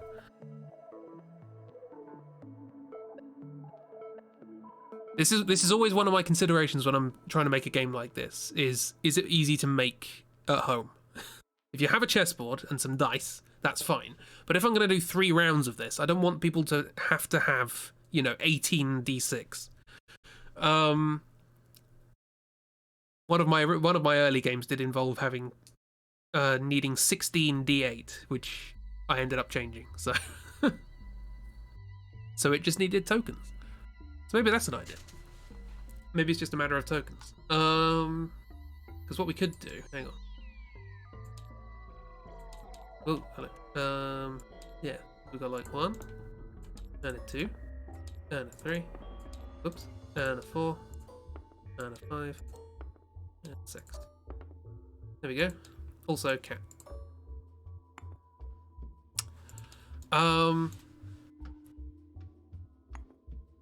That's what's wrong.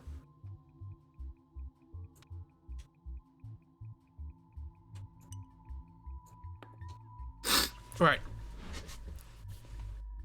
Yeah, so we don't actually need dice. So let's say we're now halfway through the game. Oh, I put the cards away, didn't I? Can't remember who had what. I've shuffled. It's fine. We'll just imagine that everyone used all their cards. Large cat. The cat must be in all my games. Because I have come up with a few games. Yeah, horticulture, transcontinental frustration, mechaforming, espionage, which is now called honcho. Yeah, I do like doing this in my spare time, and I quite like this. This is quite a fun idea, but I need to work out how to make it interesting. Never understood how people could just say, "Oh, let's play the game totally differently," and it works. But you're learning it now. Well, it's not. I'm not playing a game totally differently. I'm playing a completely different game. I'm just using pieces you might be familiar with. There's no reason you have to use chess pieces for this. You know, these could be any 4 different things. You know, these could be 4 pieces of paper, one with a spade, one with a club, one with a heart, one with a diamond, because that would make things easier, quite frankly. But I'm just viewing these as components to try and come up with a game with, you know? This is just an 8x8 grid as far as I'm concerned. This is not a knight. This is a piece that looks like this. And it's seen some stuff. Look at it. That's not the face of somebody who's had an easy life. Similarly.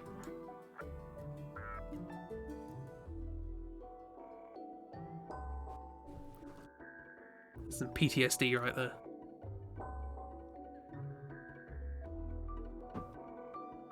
Purring the stress down.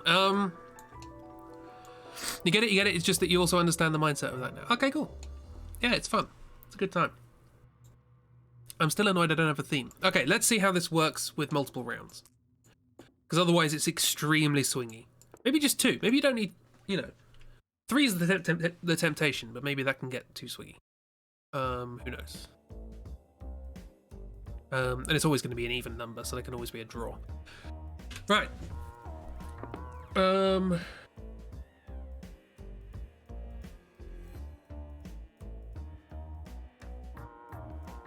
Oh no, it's not going to be an even number because it's 27, isn't it? Sorry, 21. So it'd be an even number if there's 2 rounds, but it'd be an odd number if there's 3. Maybe there should be 3. We'll work it out. 2, 6. Oh, hang on. So you have 10 points, and I have 11 points. Wonderful. You guys, bugger off. I don't need you anymore.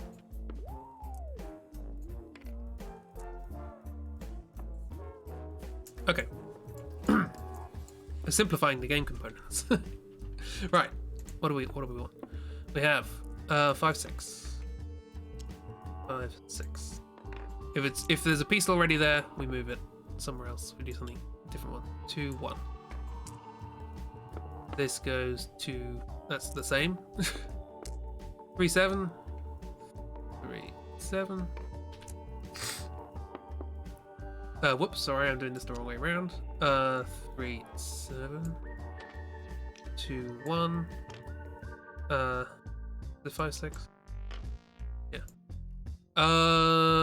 That's 5, 6. 1, 1.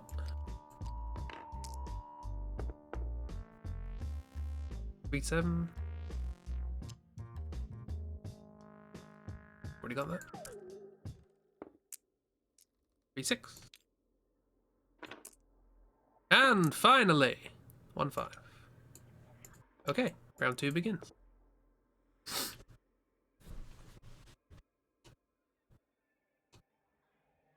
And again, you sort of get the idea of like posturing, getting all your pieces ready to surround things until someone takes 1. I guess black's winning, so they can go first. Oh, sorry, black's losing, they can go first.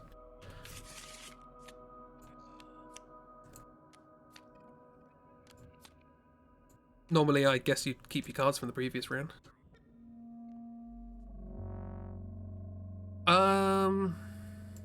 Sure, I mean, they could go just grab the 1, but then that would give the opponent access to 2 and 3 pretty much, so I'm just going to put it there. We're keeping this so that we can grab the 3 if we need to.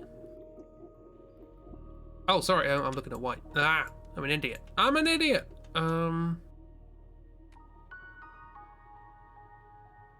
Okay.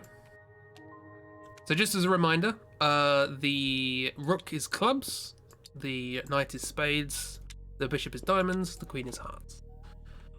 And you just use cards as one movement. But you don't have to use them, you can keep them, and you draw 4 at the beginning of each round. So what do I want to do? As black, I want to get my diamond somewhere useful. That would be handy. Oh, hang on, discard. Kind of happy with that, to be honest.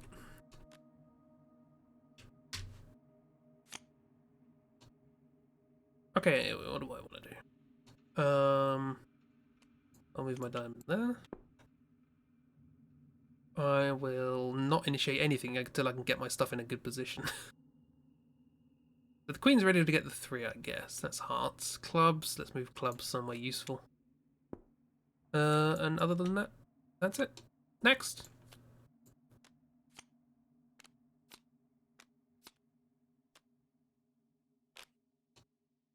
Okay, so we've got a couple of hearts. We've got a diamond. We've got 3 spades. Whoop. Come back, you.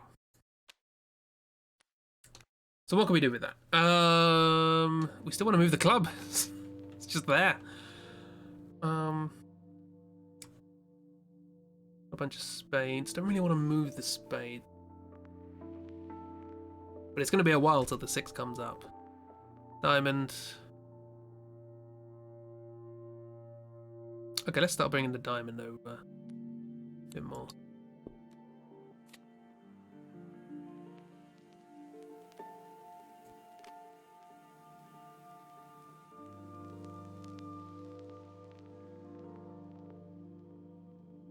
Don't want to move the hearts at all. Okay, let's try and get some other stuff sorted. So, 3 spades. 1, 2, 3. Still within reach of the 6 if I need it. Although, how do I get to the 3? It's being blocked. Oh well, we'll work that out when we get there. Is it fun watching somebody play a game that isn't very good by themselves against themselves? Okay, 3 hearts. Do I want that? Not really. But I could use that to do a chain. Ooh, chain combo. Who'd have thunk it? Get some club action going on. A bit of spades while I'm here.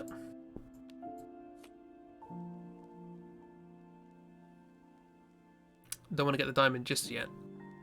I'm poised to get the diamond, so I kind of have control over that. Sorry, I'm poised to get the 1.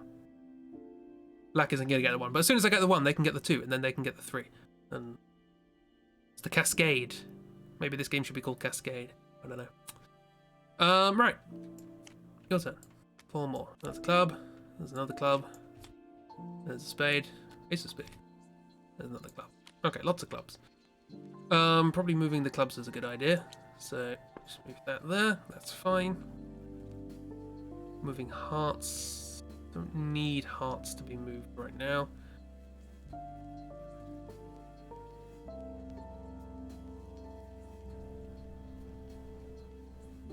I'll keep the spade in my back pocket. That's it. That's what I want to do. Here's a question. What happens if the two players decide they don't want to take a move and they're like, I'm waiting for you. I'm waiting for you. There needs to be some sort of punishment. Maybe the first available token gets taken out of the game. That's not a terrible idea, to be honest. Right, draw 4. Blink, blink. Whoa, okay. We're mostly reds here. A lot of ability to move reds, which is cool. It's fun because it's you, and just listening to you is entertaining and calming. Oh, I'm glad. It's interesting by itself, so it ticks both boxes. Hope so. And there's a cat on the side of the screen, which is always good. Pet the cat.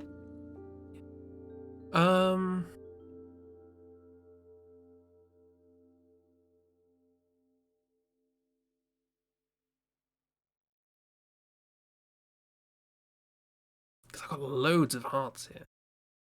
So I could just sort of chain. I mean, 3's not near 4. But if I have the opportunity of going 3, then get 4 with something else, and then 5, and then 6, I scoop all of these up with all these hearts, and all the time these hearts are in my hand, the opponent can't have them. So their queen is not as good as mine. But I would like the ability to move other things.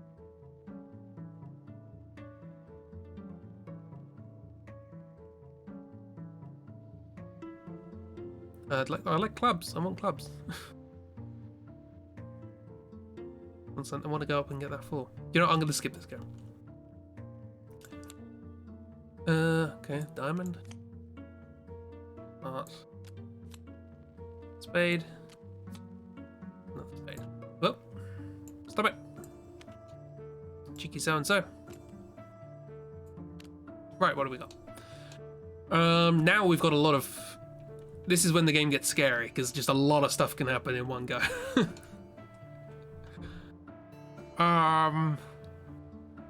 Is this game making sense to anyone?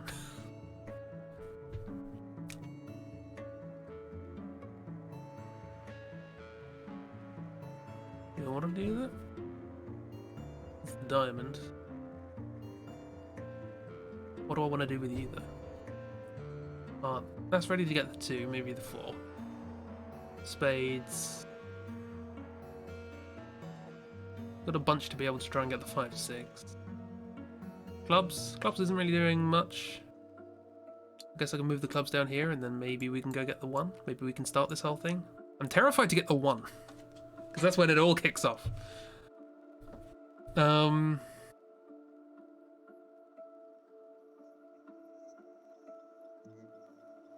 But it's also ready to get the 3 if I need it.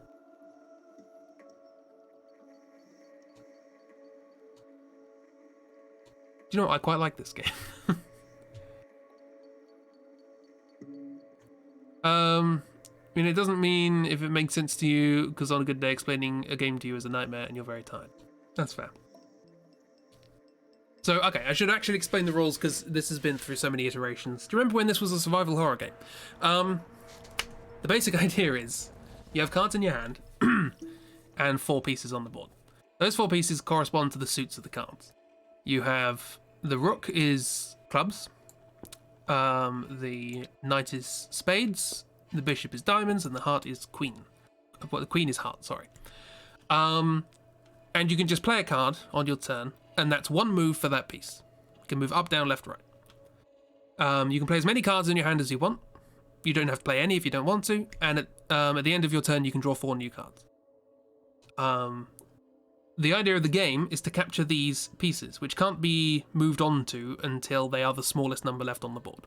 So at the moment, 1 is the only one that can be moved on to. As soon as it's moved on to, that player that did that gets the piece, and that's 1 on their score.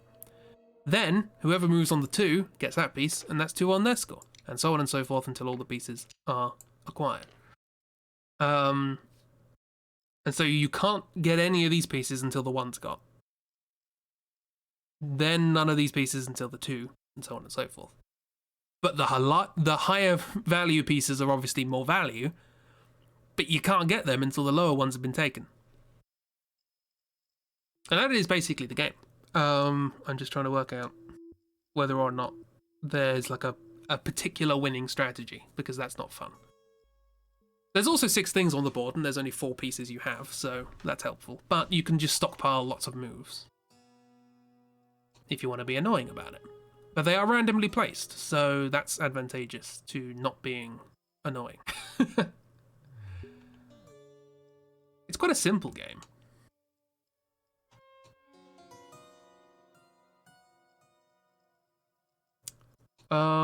Compared to some of the other stuff I've come up with, this is quite a simple game.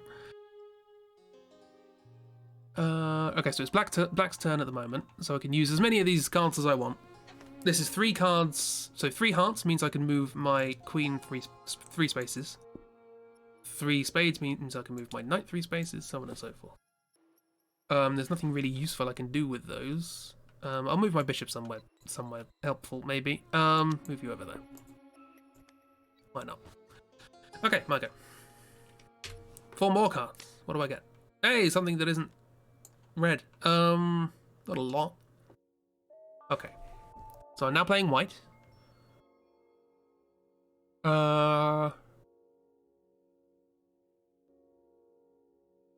This is now blocking me from trying to get the 3, but I have hearts to do that there. Still only 1 club. I want to get this up here to try and get the 4.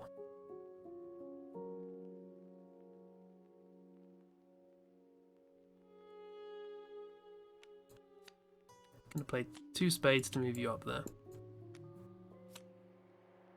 And a club to move that.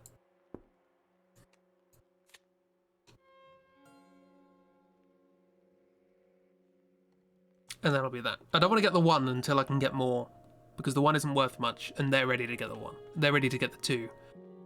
And then it all kicks off. And that's kind of the interesting thing about this game, is it's almost entirely about planning ahead. Actually getting stuff at the moment, not that useful. But as soon as somebody gets something, that's when it all goes horribly wrong. Right, what can we do?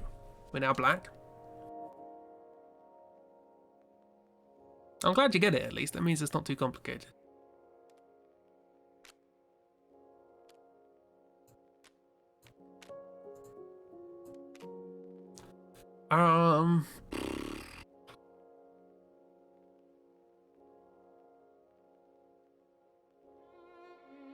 I say in a lot of ways it's quite advantageous just to not move. And just stockpile cards.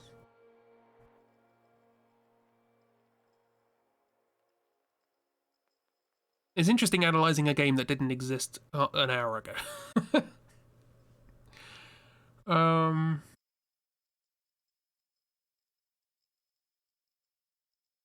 Okay, I got a couple of diamonds. I could do something with that.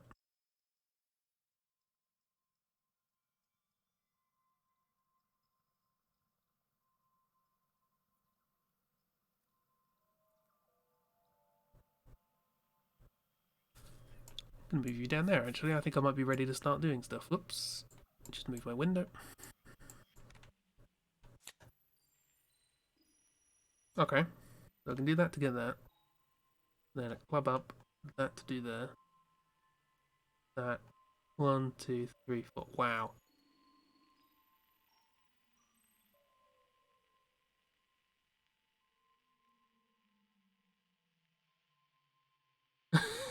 Black could get a clean sweep. Next turn if you get a diamond. So white's got to hurry up. So there is like a kind of time limit, because you could get yourself set up to get everything in one turn. So you've got to make sure that the opponent doesn't do that. Okay, it's not a game that you're going to get bogged down not wanting to move. Okay. I'm learning more about this game. What have we got? Okay, that's good. Because now I could do the same. Let's start this. Boom. Okay. Diamond. That allows me to get the 1 by moving that there. Couple of clubs. 1, 2. Move over there.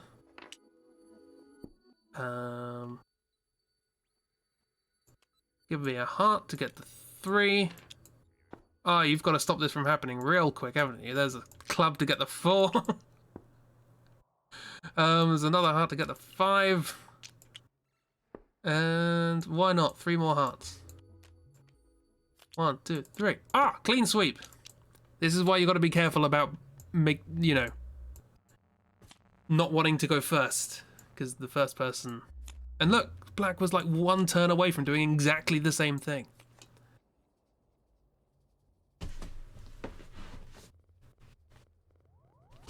Yeah, I'm actually quite pleased with this. White's won, by the way. Even if this is a 3-round game, black can't get back from that. So, okay. I like this. What a cascade. It's a nice name. Theme, though. What about theme?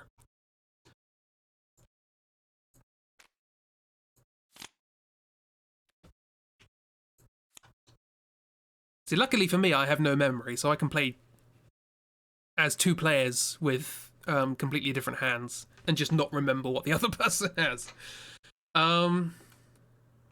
Yeah, that's not terrible. And you can play that with... So long as you have some way of randomly generating which squares in here to put stuff. So I'm using a D6 and a D8. But you could write the numbers 1 to whatever 6 times 8 is. What's 6 times 8? 48. Yeah, you just write the numbers 1 to 48. Random number generator. Go ahead. So long as you have that, all you actually need to play this is 6 tokens with the numbers 1 to 6 on it. They could be scraps of paper, whatever. They could be dice if you want. A pack of cards and a chessboard. I like making games with these components, because this game is nothing like any of the games I've made with these components before. And I like that. I like the infinite possibility these things have. It's kind of Plants vs. Zombies, so it could still be survival horror. Is it? I mean, we're not putting things down as a tower defense. Why didn't we do a tower defense? I haven't made a tower defense before. There's another one to put in the pipeline, alongside Monopoly post-apocalyptic RPG. Oh, and Animal Crossing Risk. That's also on the list. Yeah, this worked out surprisingly simple.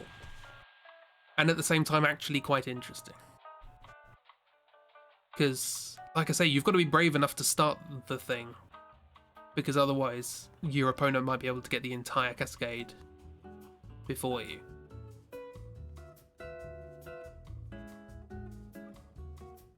For some reason, hearing you say Animal Crossing Risk just now made me laugh. I mean, we came up with it in a conversation.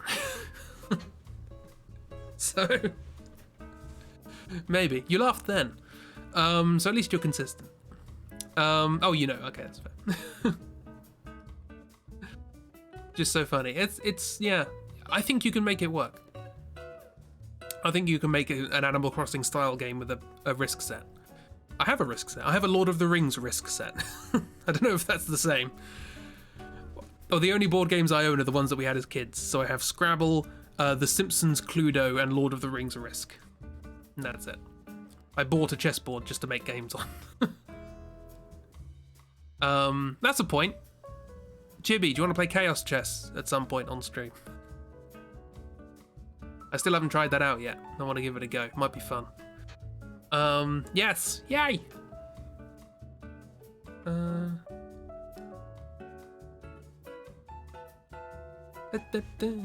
Bit of jazz. The Simpsons Cluedo, yeah. I was testing my espionage game with a set of Cluedo where, rather than Professor Plum and that, it's Homer and Marge. It's like, this is not exactly the theme I wanted. But it's got all the pieces that I need, so it's fine. Again, if you're abstractifying, like to me, these pieces in this game, that's not a knight, that's spades. You know, that's a club, that's diamonds. Like, we have a Harry Potter Cluedo. Who was killed? Who was killed in Harry Potter Cluedo? Can you be Maggie? You want to be Maggie? I don't think you can. I think it's Bart, Lisa, Homer, Marge, Krusty, and Smithers? Which is a weird group of things. I haven't watched The Simpsons for bloody ages.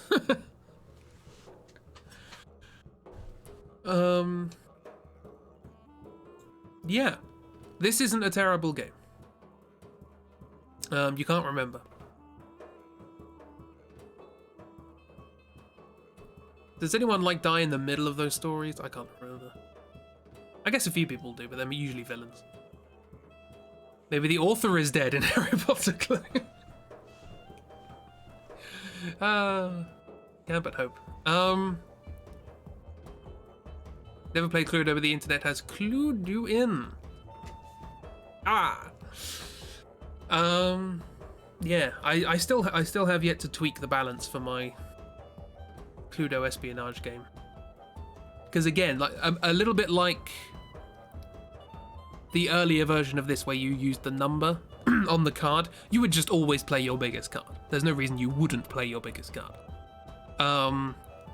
And that kind of takes out the element of choice. In order for a game to be interesting, you have to have an element of choice. And that's what makes this quite interesting. Because do I go for this now and give the opponent the opportunity to unlock this later, which is the higher value? So on and so forth.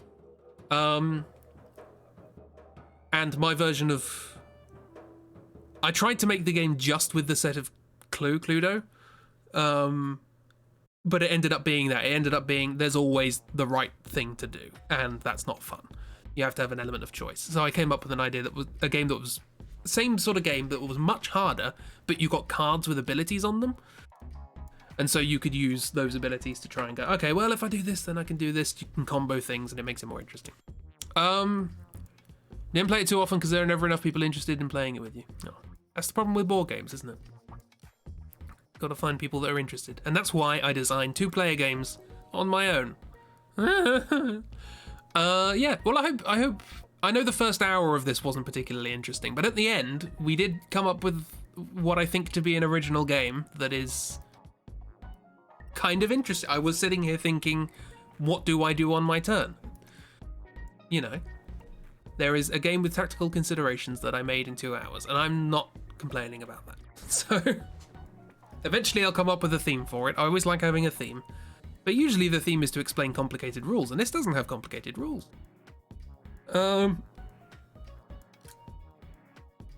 Yeah. Well, there you go. Cascade, new game.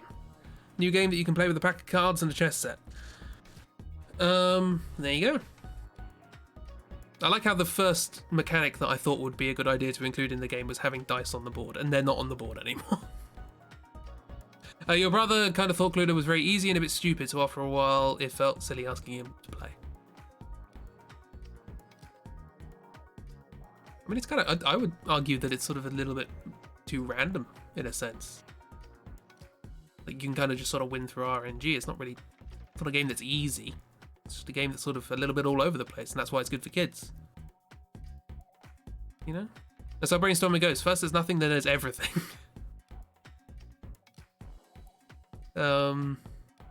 Yeah. There's quite a lot of board games I want to try. I think we should do a board game stuff on stream. There's a bunch of ones on TTS. Did I get any in here? There's a few with TTS stuff in the workshop. Root looks interesting. That's another asymmetrical game, but it's a bit sort of tactical. Dark Souls card game. I think I mainly got that just so I could get models of characters and stuff.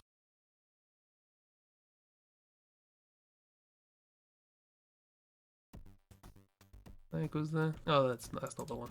I think there was another one. Anyway, oh, Arkham Horror. That seems interesting. I think I got rid of a bunch of these because a lot of these are solo games in here. Also, Banana. Yeah, model.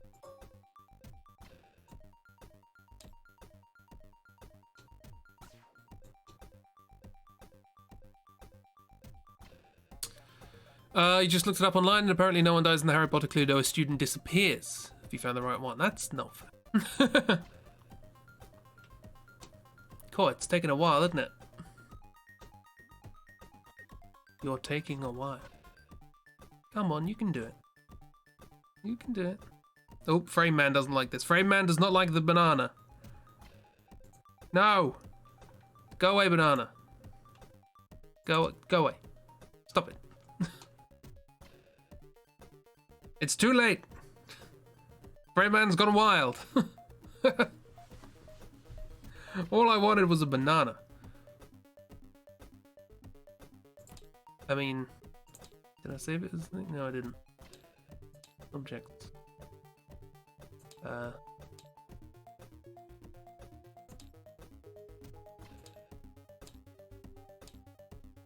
There, that's all I wanted. It's just a banana. Calm down, Frame Man. It's fine. Still apparently loading. Only bananas for King Vader, wink wonk. Frame Man, frame me a man. Cool. Yeah. So that was a thing. I'm glad we ended up making a thing. And smooth nanas are hard to render. I mean, it's a pretty good texture. Like, look at that. As Tabletop Simulator goes, that is not a terrible texture. Like, compared to the pixelation on the cat's face. Look at them pixels. They're staring into your soul.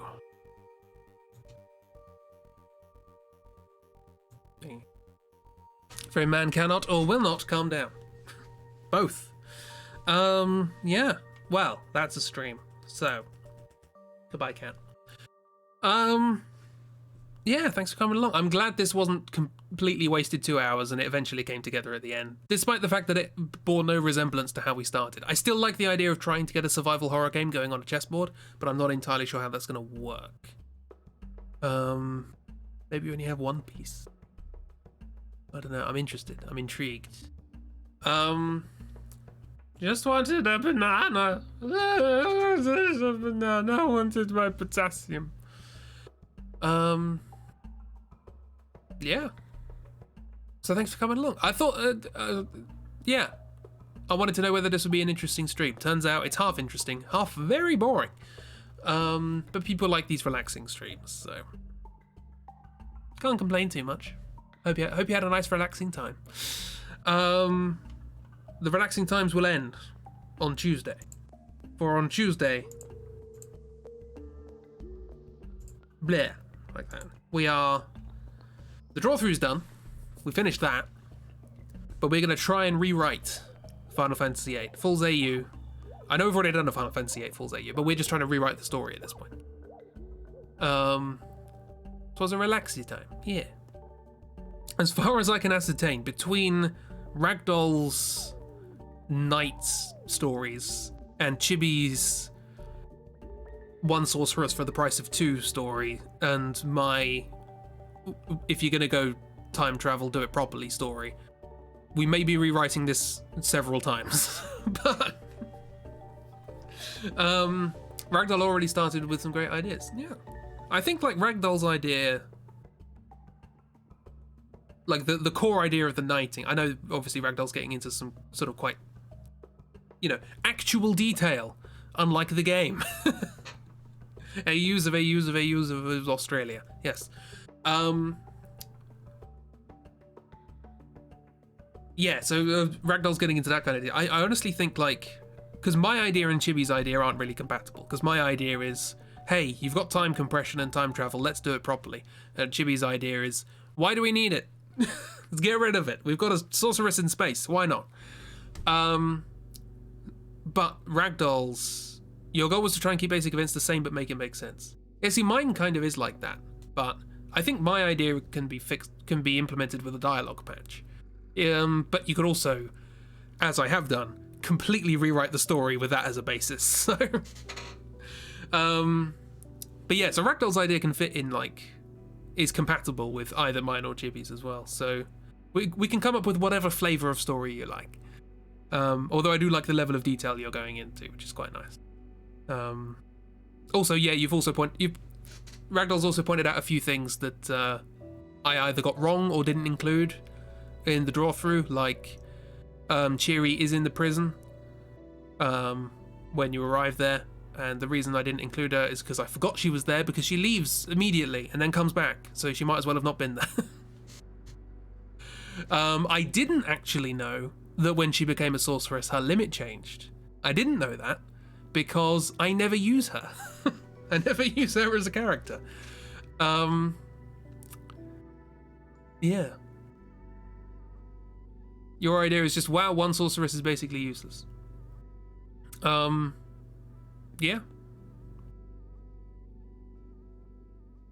Yeah, actually, you never see anything she does.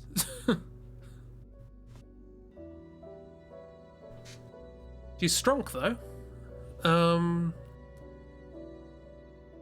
Yeah. The thing is, my idea for how you would, like... My basic idea for changing the story wouldn't change an awful lot, but a logical conclusion to that idea of the story is you would introduce a bunch of different sorceresses. You would end up with a coven's worth. But that would be part of the story, rather than just being, oh, these are incidental, it doesn't matter. And maybe you could have, multiple villains. Maybe you could have a gang of villains, like the Turks, only they're sorceresses. I don't know. Anyway. Let's design multiple sorceresses. Design your sorceress OC. And yes, OC can be the name of the sorceress. It fits in with the naming scheme we have. Anyway, let's talk about all this on Tuesday. So yeah, I hope you enjoyed the relaxing game stream of me going, oh, I don't know. Now we need the Turks in sorceress dresses. I'll leave that to Chibi.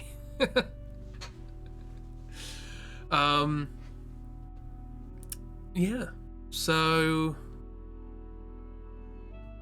and then we can have all of the Turks in sorceress dresses, but there are only 3 sorceress dresses. So Slick Jessie, instead of being in a sorceress dress, Slick Jessie can be dressed up as Simon, because both Slick Jessie and Simon get stabbed through the chest. That works out fine. Show you the sorceress dresses in Discord, can do. Yeah, so I'll stop waffling on now. I